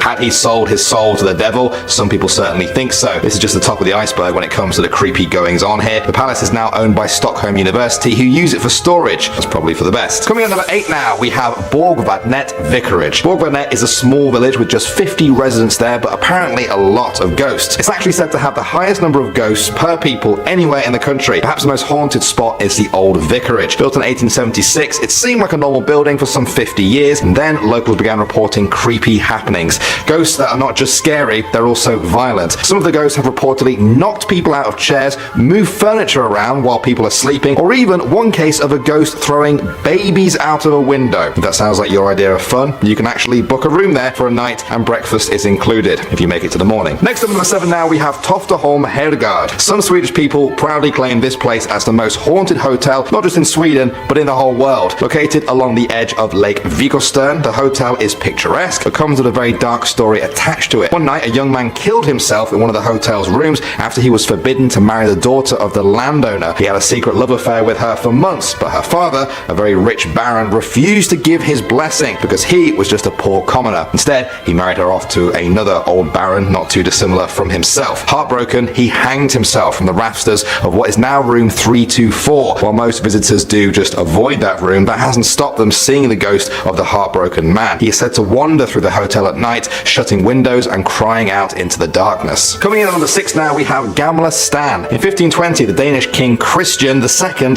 invaded Sweden. 92 members of the Swedish royal family refused to obey the invader, and so Christian sentenced them all to death. All 92 of them were either beheaded or hanged in the main square of the old town of Stockholm known as Gamla Stan. Some people say their blood flowed across the cobblestones for months. In the red building nearby, 92 white stones came to represent the 92 Swedish nobles who died. Now, locals believe that if a single stone is removed, the ghost of one of the dead nobles will rise up and haunt the streets of Stockholm forever. At number 5 now, we have the Red Car. This legend tells of a group of witches who travel the roads looking for men at night. They're also known as the Carriage of the Witches. The Red Car travels between Mexico City and Cuernavaca. The passengers are 3 witches disguised as beautiful women. When they see a man alone by the side of the road, they pull over and try to get him inside. If the man accepts, he is usually found sometime later, lying lifeless by the side of the road, battered, bruised, and with strange arcane symbols all over his body. It's thought they're sacrificed to the devil as part of an occult ritual, and the car is red only because of the blood of the victims. Moving on to number 4 now, we have the Tube House. This is an abandoned mansion in Monterrey, Mexico. It was built in the 1970s by a family of 3 who wanted to make a comfortable place to live for their daughter who was in a wheelchair. When the parents brought their daughter to see the home for the first time, the little girl fell off one of the ramps and went straight through a window, falling to her death. The parents were obviously distraught and eventually put the house up for sale. In the years since then, visitors have sworn they have seen the ghost of the little girl. They always see her standing there in the same window she fell to her death from, waving and smiling forever. Next up, number 3 now, we have El Cucuy. According to legend, El Cucuy is a small, hideous, hairy creature with deep glowing red eyes. He has ears like a bat and a mouthful of teeth as sharp as daggers. El Cucuy comes out at night to steal children away. Some say he can take the form of any dark shadow, which he uses to watch children as they sleep. Once the child is asleep, El Cucuy will pounce and take them away to his lair. Children will hide in their wardrobes or under their beds just to avoid him. He is essentially the Mexican version of the boogeyman, or perhaps the very same person. Alright, moving on to number 2 now, we have Chupacabra. This is a story of a strange beast that blurs the lines between fact and fiction. Some describe it as a vicious, furry, lizard-like creature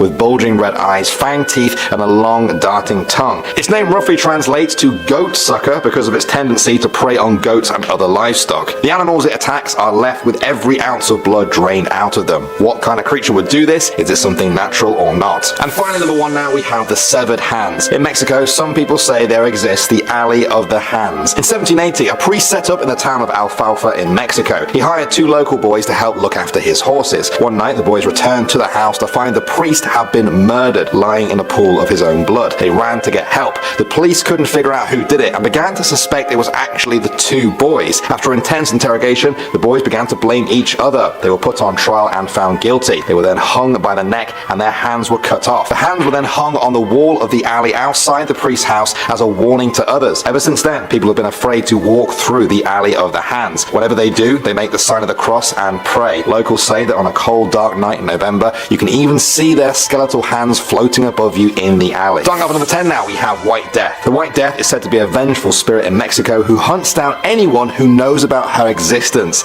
If this ends up being true, I'm sorry to drag all of you guys into it. She's said to be an undead girl with cold black eyes that weep blood. She glides but never walks and stalks her victims like wild animals, chasing them back to their homes. Then she waits until night and knocks at your door. 1 knock means she wants your skin, 2 for your hair, 3 for your bones, 4 for your heart, 5 for your teeth, 6 for your eyes, and 7 for your soul, which she will swallow whole. At number 9 now, we have La Lechuza. According to legend, she was a witch who used magic to turn herself into a giant white owl. It's said that she sold her soul to the devil to become more powerful. Sometimes she appears as an owl the size of a human being, with the head of an owl and the body of an elderly woman. She is said to wait outside the house of her victims, crying out into the night until they step outside. Moving on to number 8 now, we have the Phantom of the Park. In the small city of Yarel del Progreso lies a park called the Benito Juarez Park. It's built on the remains of an old, forgotten cemetery. The locals say this disturbed the spirits of the dead there and unleashed a deadly curse. Every night the benches were vandalized and nobody knew who was causing the damage. The city hired a security guard to patrol the grounds. One night, around midnight, a dense fog emerged and crept out over the park. The guard heard the cries of a woman, and then he saw her, a shadowy figure lurking near the park benches. It looked like an old woman in a long white dress. When he got closer, he saw she had no legs and was floating above the ground. Then she attacked him. He managed to escape and told his boss the very next morning. A few days later, he died of a mysterious illness. Locals have accepted the Phantom of the Park now, and they know a mysterious illness will fall upon anyone who sees her at midnight. Next up at number 7 now, we have La Malinche. This story dates back to 1522, when the noble Aztec woman La Malinche had 2 sons with the Spanish conquistador Cortez. He told her he was going to return back to Spain with his sons. She had a dream where one of her gods appeared and said, if you let him take your children, one of them will return and destroy your people. The night before Cortez departed, La Malinche escaped with the boys. Cortez's soldiers chased them to the lake on which Mexico City now lies. Just before the soldiers captured them, she stabbed the boys in their hearts with a dagger and dropped their bodies into the water. She screamed out into the night, saying, "Oh, my children." In the century since then, many Mexican families have reported seeing her ghost wandering the streets at night, grieving the loss of her children. The families lock up their kids for fear of her doing the same thing to them. Next up, number 6 now, we have La Planchada. In the 1930s, a nurse known as La Planchada worked at Hospital Juarez. Her name roughly translates to the Ironed Lady. She fell for a doctor, but he left her for another nurse. La Planchada was distraught and fell into a deep depression. She deteriorated and eventually succumbed to an illness which killed her. Legend says that she returned to the land of the living with a hatred for all nurses. Ever since then, she walks the corridors of hospitals at night, caring for patients while they sleep, but ready to release all of her anguish if she comes across another nurse. Moving on to number 5 now, we have the Devil's Mountain. We talked about Mount Banahor earlier. If that's the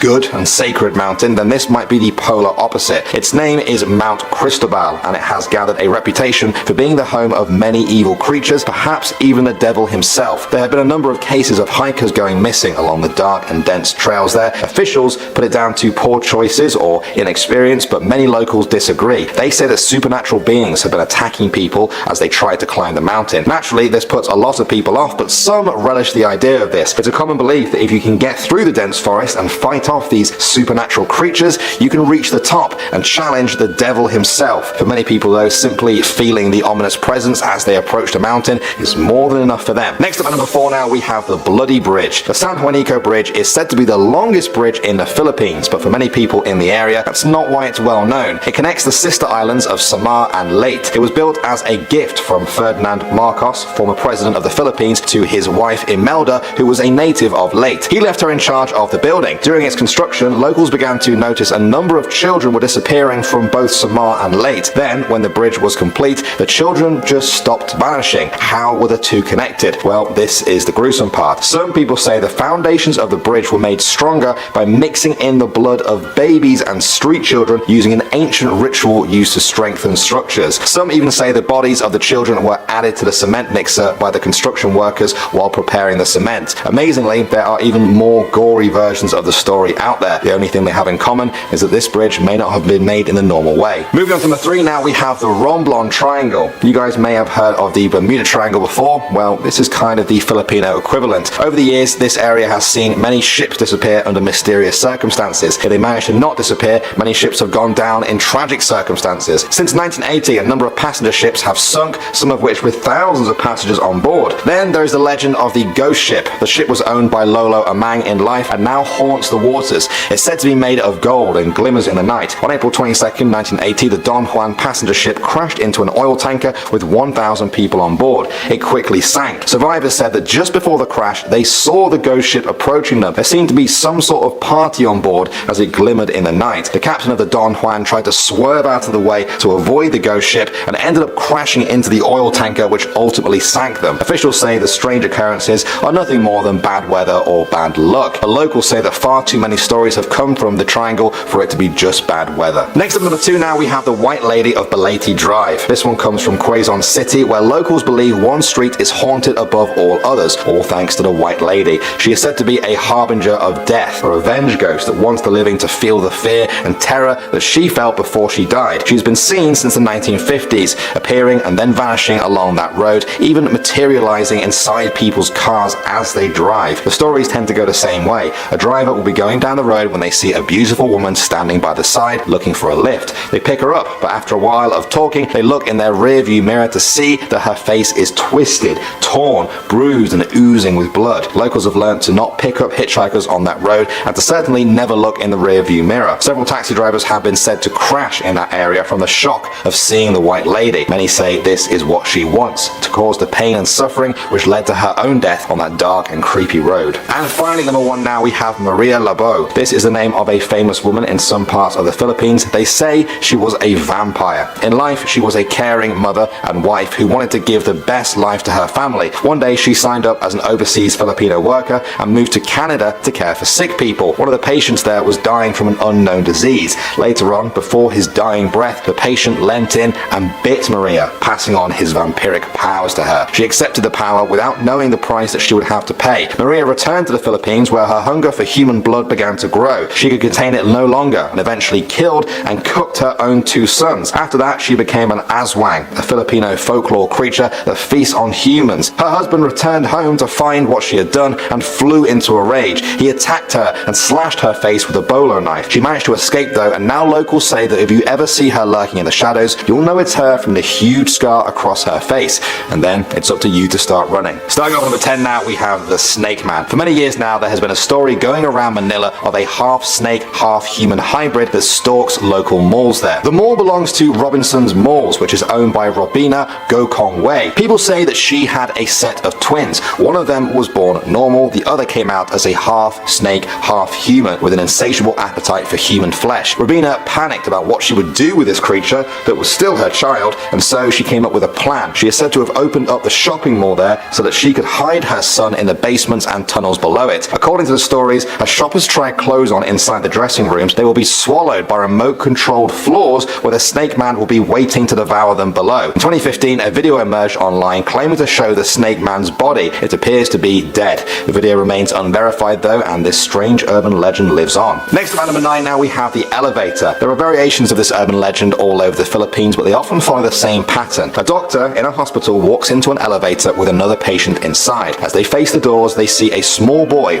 running down the hallway towards the elevator, his eyes wide and pale. The doctor quickly presses the closed door button and the boy is shut out just as he gets to the elevator. As the elevator makes its journey down to the basement, the patient turns to the doctor and says, "Why did you do that? The little boy wanted to get on and you stopped him." The doctor just shakes their head slowly and says, "I wanted to, I really did, but he had a red wristband on. We only put those on people that have died." The patient then looks down for a moment in silence and then raises their own arm up to the doctor, smiles and says, "Just like my one." At number 8 now, we have Mount Banahor. This is a well-known and sacred mountain in the Philippines, but with all the respect it receives, it also has its fair share of scary stories. Perhaps the most famous one involves the disappearing hikers. Locals say they go up the mountain and never return. No trace of them is ever found. They say this is actually a landing site for alien spaceships, and those aliens have been abducting the hikers for years. These visitations have been witnessed by hundreds of people, including a TV crew who filmed it. One story involves some hikers spending the night on the slopes of the mountain. One of them woke up and decided to sleep outside of the tent as it would be more comfortable for them. Then there was a blinding light and the hiker woke up. It was the next morning and they were on top of an entirely different mountain, miles away. They eventually reunited with the other hikers and said they had no explanation for how they ended up so far away, except that they had been abducted by aliens. Next up at number 7 now, we have the My Way killings. In the early 2000s, a fear gripped people across the Philippines. A particular song seemed to be killing people. My Way by Frank Sinatra. It was a popular karaoke choice at the time, but became infamous for a number of deaths related to it. In 2007, for example, a 29-year-old man singing at a bar in San Mateo, Rizal, was shot dead as he sang the song at karaoke by the bar's security guard. Why?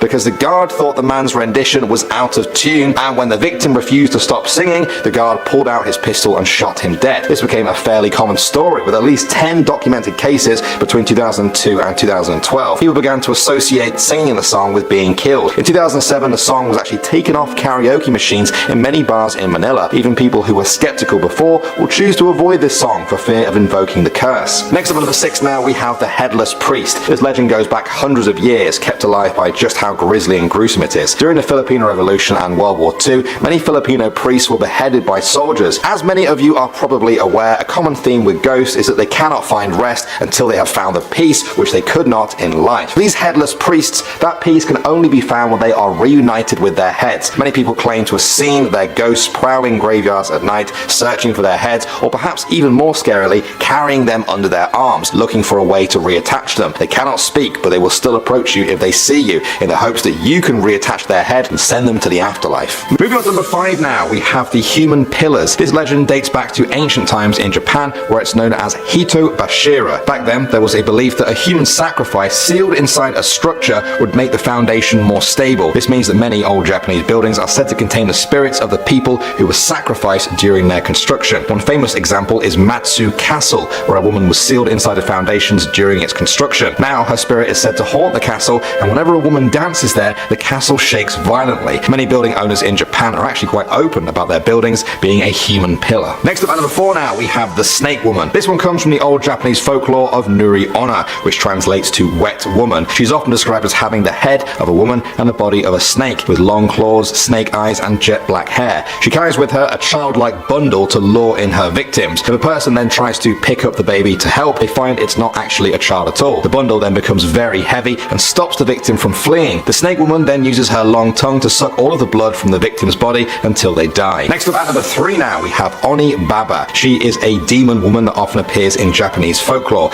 She will often appear as an old woman asking for help, but if you get too close, she will slice you open with a knife and eat you. She's said to be the tormented spirit of a woman who accidentally killed her own pregnant daughter and unborn grandchild in an effort to find a cure for her friend's child being sick. She was told to bring back the liver of an unborn child, but when she finally killed her victims, she found they were actually her own family. Okay, next up at number 2 now, we have the Dream School. This one is extra creepy because apparently if you don't forget this story within a week of hearing it, it will happen to you. Let's see if that's true. One night, a boy had a dream about a school. The hallways just looped forever, bringing him always back to the start. Staircases led back to the first floor. As he got quite scared, he heard footsteps behind him. He ran until he found an emergency exit with a glass box and a key next to it. The glass had been smashed and there was no key, just a note saying that it could be found in room 108. When he found that room, it was empty. No students, but there were backpacks hanging off every single chair. Then there was a pounding on the door. He opened it, terrified to find the hallways covered with dead children. It said that he never woke up from his dream,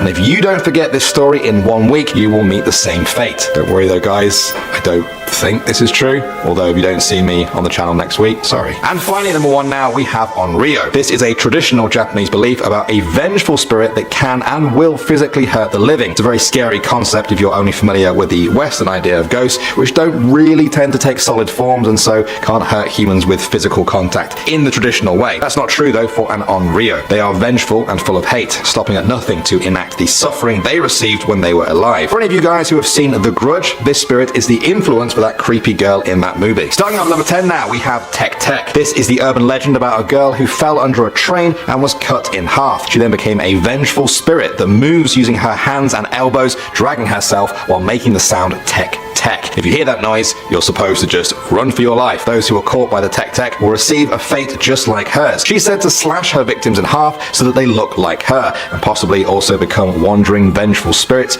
just like she is. At number 9 now, we have the slit-mouthed woman. You may recognize this one from a number of Japanese movies and TV shows. The traditional name for this being is Kuchisaki Onna and dates back over 300 years ago. She's a woman who was brutally murdered by her husband after he found out that she was having an affair with another samurai. This left her in death as a restless, vengeful spirit. She is said to cover her mouth with a cloth mask, a fan, or a scarf. If you approach her, she'll ask you if you think she's pretty. If you answer yes, she will then remove the mask, and when the victim screams, they will be slashed from ear to ear until they look like her. Even if you say no to this question, she's said to just follow you home and then brutally murder you that night. Bit of a lose-lose situation. Next up at number 8 now, we have Daruma-san. This urban legend is more of an old game that's been passed down through the years. So here's how it goes. You shower in a bath, you turn off the lights, and you chant Daruma-san fell down while you wash your hair. It's said that you will then see a woman in your mind. She is Daruma-san. She'll be standing up in a bath. You will see her slip and fall onto an old rusty tap. It goes straight through her eye and kills her. Then you will feel her ghostly presence somewhere behind you. Now if you turn around, there she will be. Black, tangled hair, rotting clothes, one eye is bloodshot and the other is just a bloody, hollow eye socket. The game continues even further than that if you dare, but I think that's enough for you guys to understand just how creepy this urban legend is. Okay, at number 7 now, we have The Girl from the Gap. This Japanese story comes from people's natural fear of what lies lurking in the cracks of a home. Do you guys ever see something move past the hinge of a door when the door is open? Is that someone looking out from inside your wardrobe? Have you ever pictured a hand reaching out from between your bed and the floor? Well, it could be the girl from the Gap, a spirit that lives both physically and metaphorically between worlds. It's said that if you ever see her, she will ask you if you want to play hide and seek. At that point, the game is on. When you see her between a gap again, she'll drag you to an otherworldly hell. At number 6 now, we have The Red Room. This is a very modern Japanese urban legend about a pop-up ad that's all red and black. When you see it in a child's voice, it will simply repeat the phrase, "Do you like?" Apparently a boy who got the pop-up tried to close it, but it just kept reappearing. Then it changed to, "Do you like red?" Keeps trying to close it, but it grows larger and changes again to say,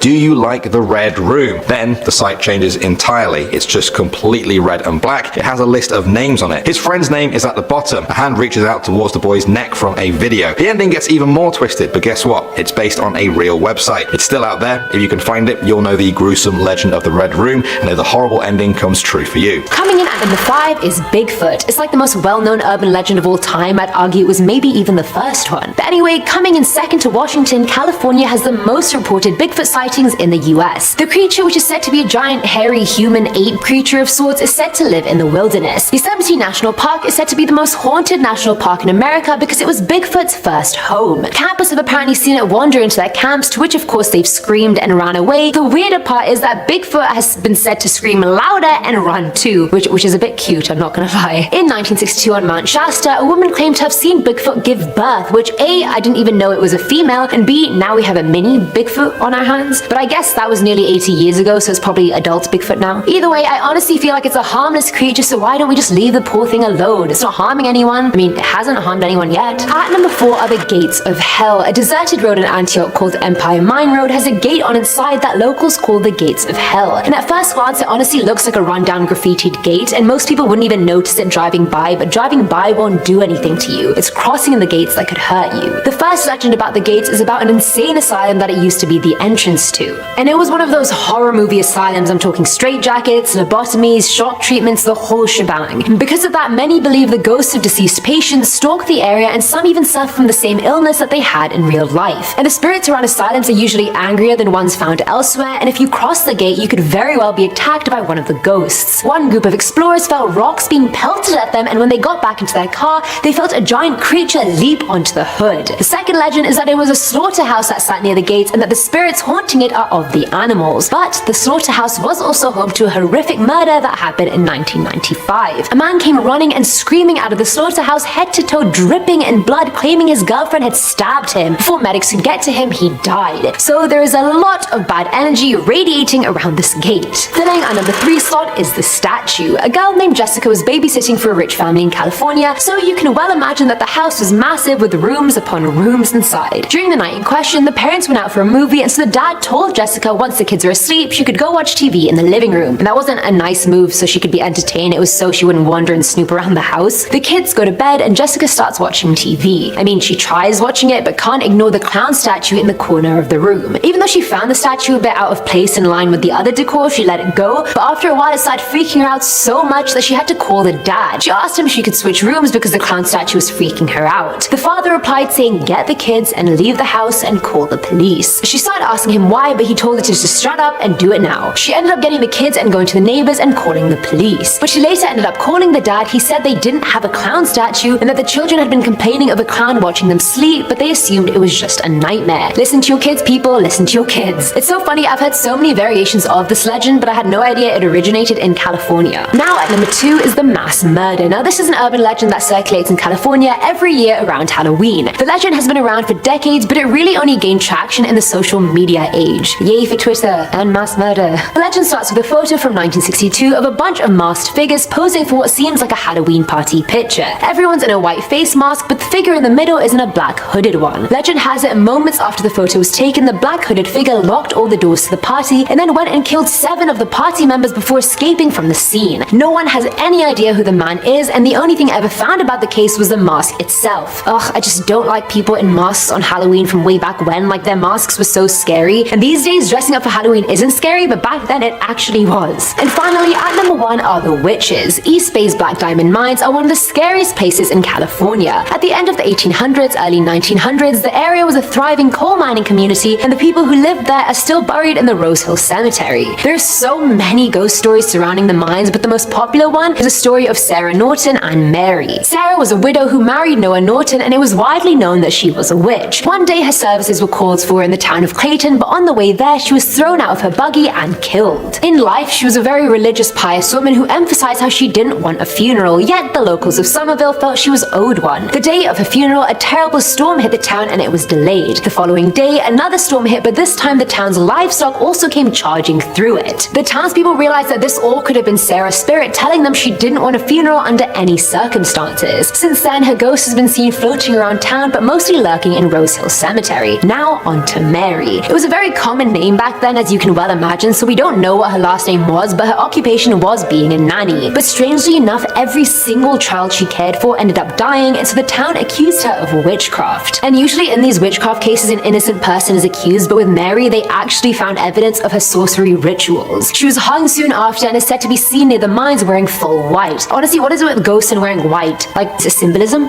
What does it mean? Someone tell me. Starting us off at number 10 is Suicide Bridge. Starting off strong, you know how I am. Built in 1912, the Pasadena, Colorado Street Bridge is a scenic drive. It's on a riverbed, it has lamps, there's an old charm about it that makes it romantic almost, but it's also the site of many atrocities. Over 100 horrible suicides have taken place at the bridge that the bridge is actually called Suicide Bridge by most. It garnered such a reputation that in 1993 they installed a suicide barrier on the bridge to try and lower the numbers. The stories of the suicides are also very hard to digest. In 1937, Myrtle Ward took her 3-year-old daughter to the bridge after her husband left her. She threw her daughter off the bridge and then leaped herself, but thankfully her daughter landed in a few thick branches which slowed her descent and left her unharmed, but Myrtle plummeted to her death. Many have seen her ghost on the bridge and in the riverbed below, forever looking for her daughter. Another story is more recent, taking place in 2008, where a man stabbed and killed his wife and grandmother and then killed himself. And that was only 2 stories out of countless ones I could have told you. So of course, with that much death going on there are that many ghosts. Many spirits haunt the bridge, including a man wearing glasses and a woman that continuously keeps mimicking her fall off the bridge. Homeless people camping under the bridge have reported hearing eerie cries and sounds at night, and the ghost of a man who whispers her fault to anyone that walks by, obviously referring to whoever drove him to take his own life, but no one knows who he's talking about. Coming in at number 9 is Alien Blood. I actually read about this story a few years ago and I didn't realize how much of a lasting impact it left on California, but evidently I guess it did. Back in 1984 at Riverside General Hospital, a woman called Gloria Ramirez was admitted to the ER to have her blood drawn, but as soon as it was drawn, the foulest smell filled the room and her skin started becoming oilier and oilier. Then, like flies, the medical staff started dropping, half started passing out, while the other half lost complete control of their limbs. 5 members ended up being hospitalized and 1 even spent 2 weeks in intensive care. The weird occurrence affected over 24 members of staff, which left a skeleton crew to try and save her life. They failed and she died 40 minutes later. Until this day, no one has any idea what happened or what it was about her blood that took down 23 people. They dub it the legend of the alien blood that poisoned the hospital. And to me, I feel like science has a lot of answers for a lot of things, things, but when something comes up that they can't answer,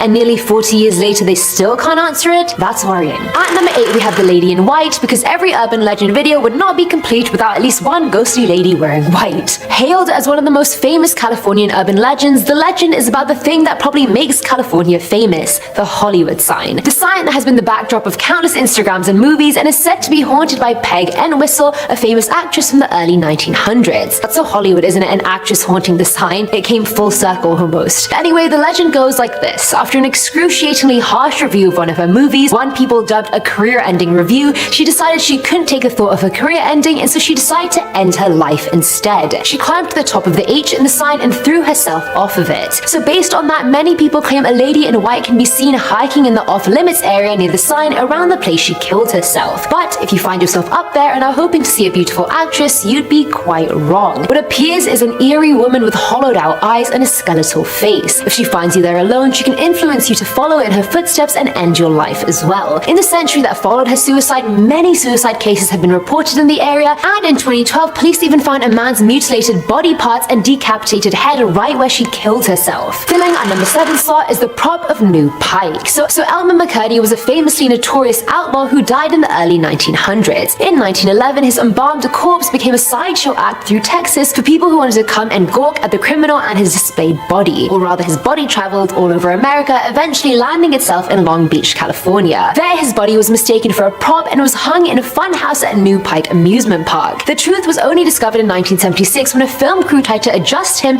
and ended up dislodging his arm. Imagine going into that fun house as a kid expecting mildly scary props and then coming face to face with a real corpse. I'd never go to an amusement park again. Legit I wouldn't. Now at number 6 is Old Stage Road. Now Old Stage Road is located in Salmas, and it's been the site of horrible deaths, gang-related deaths, lynchings, and a Japanese concentration camp was even located there during the wartime. So due to all that death, countless ghosts and spirits do haunt the road. But this specific story comes from Redditor Moonriver7811, who said his aunt told him a story of when she was young and pregnant. Her and her husband decided to take some back roads as a shortcut and ended up on Old Stage Road. She was looking out the window for a while and she suddenly saw a woman. The woman was keeping pace with the car and just turned her head to look at his aunt, and what she saw scarred her for life. The skin of the woman was so pale, it looked almost transparent. Her hair was like white hay. She seemed almost 100 years old. But it wasn't even her appearance that freaked his aunt out. It was the hatred and anger she could see in her eyes. The uncle stepped on the gas and they managed to get rid of her. And the user decided after hearing the story, he should also go to the road as well with his friends at 3 a.m. drunk.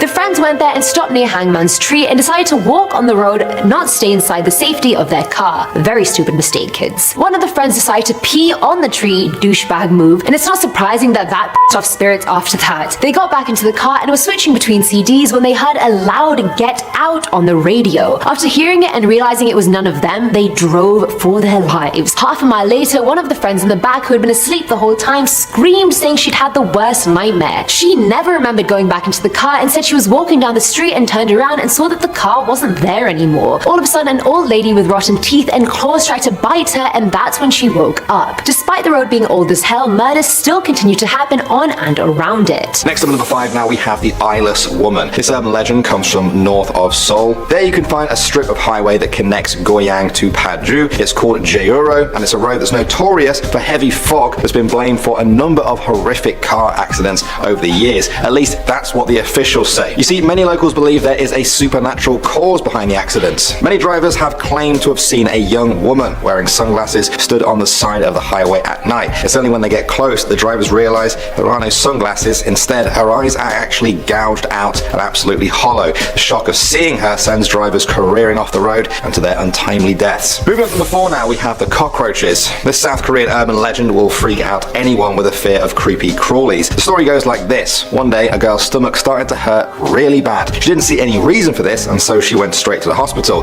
The doctors took an x-ray, which appeared to show what they called foreign elements inside her. They took some more detailed x-rays and discovered that what they were actually looking at were cockroaches inside her body. Somehow, a cockroach's eggs had ended up inside her where they had hatched into fully grown cockroaches, happy of the fluids and warmth. They showed no signs of wanting to leave and had to be removed through surgery. Many people now check their clothes twice for cockroach eggs unless they want the story to come true for them too. Next up at number 3 now, we have the dead dream. According to some people in Korea, there have been reports of dead family members appearing in people's dreams. One such story involves that of a man who dreamt his grandmother was beckoning him over while she was waist deep in water. He wanted to go to her in the dream. After all, he did miss her and, she was still his grandmother, even if she was behaving really creepily. Something didn't feel right though. He felt in danger, even though it was just a dream. The next day he told his wife about the dream and her eyes widened. His wife explained what the dream meant. She said, if you go into the arms of a dead person in a dream, especially if they're in water, it will be a sure sign that your soul is about to be stolen. The husband said he kept having the same dream night after night,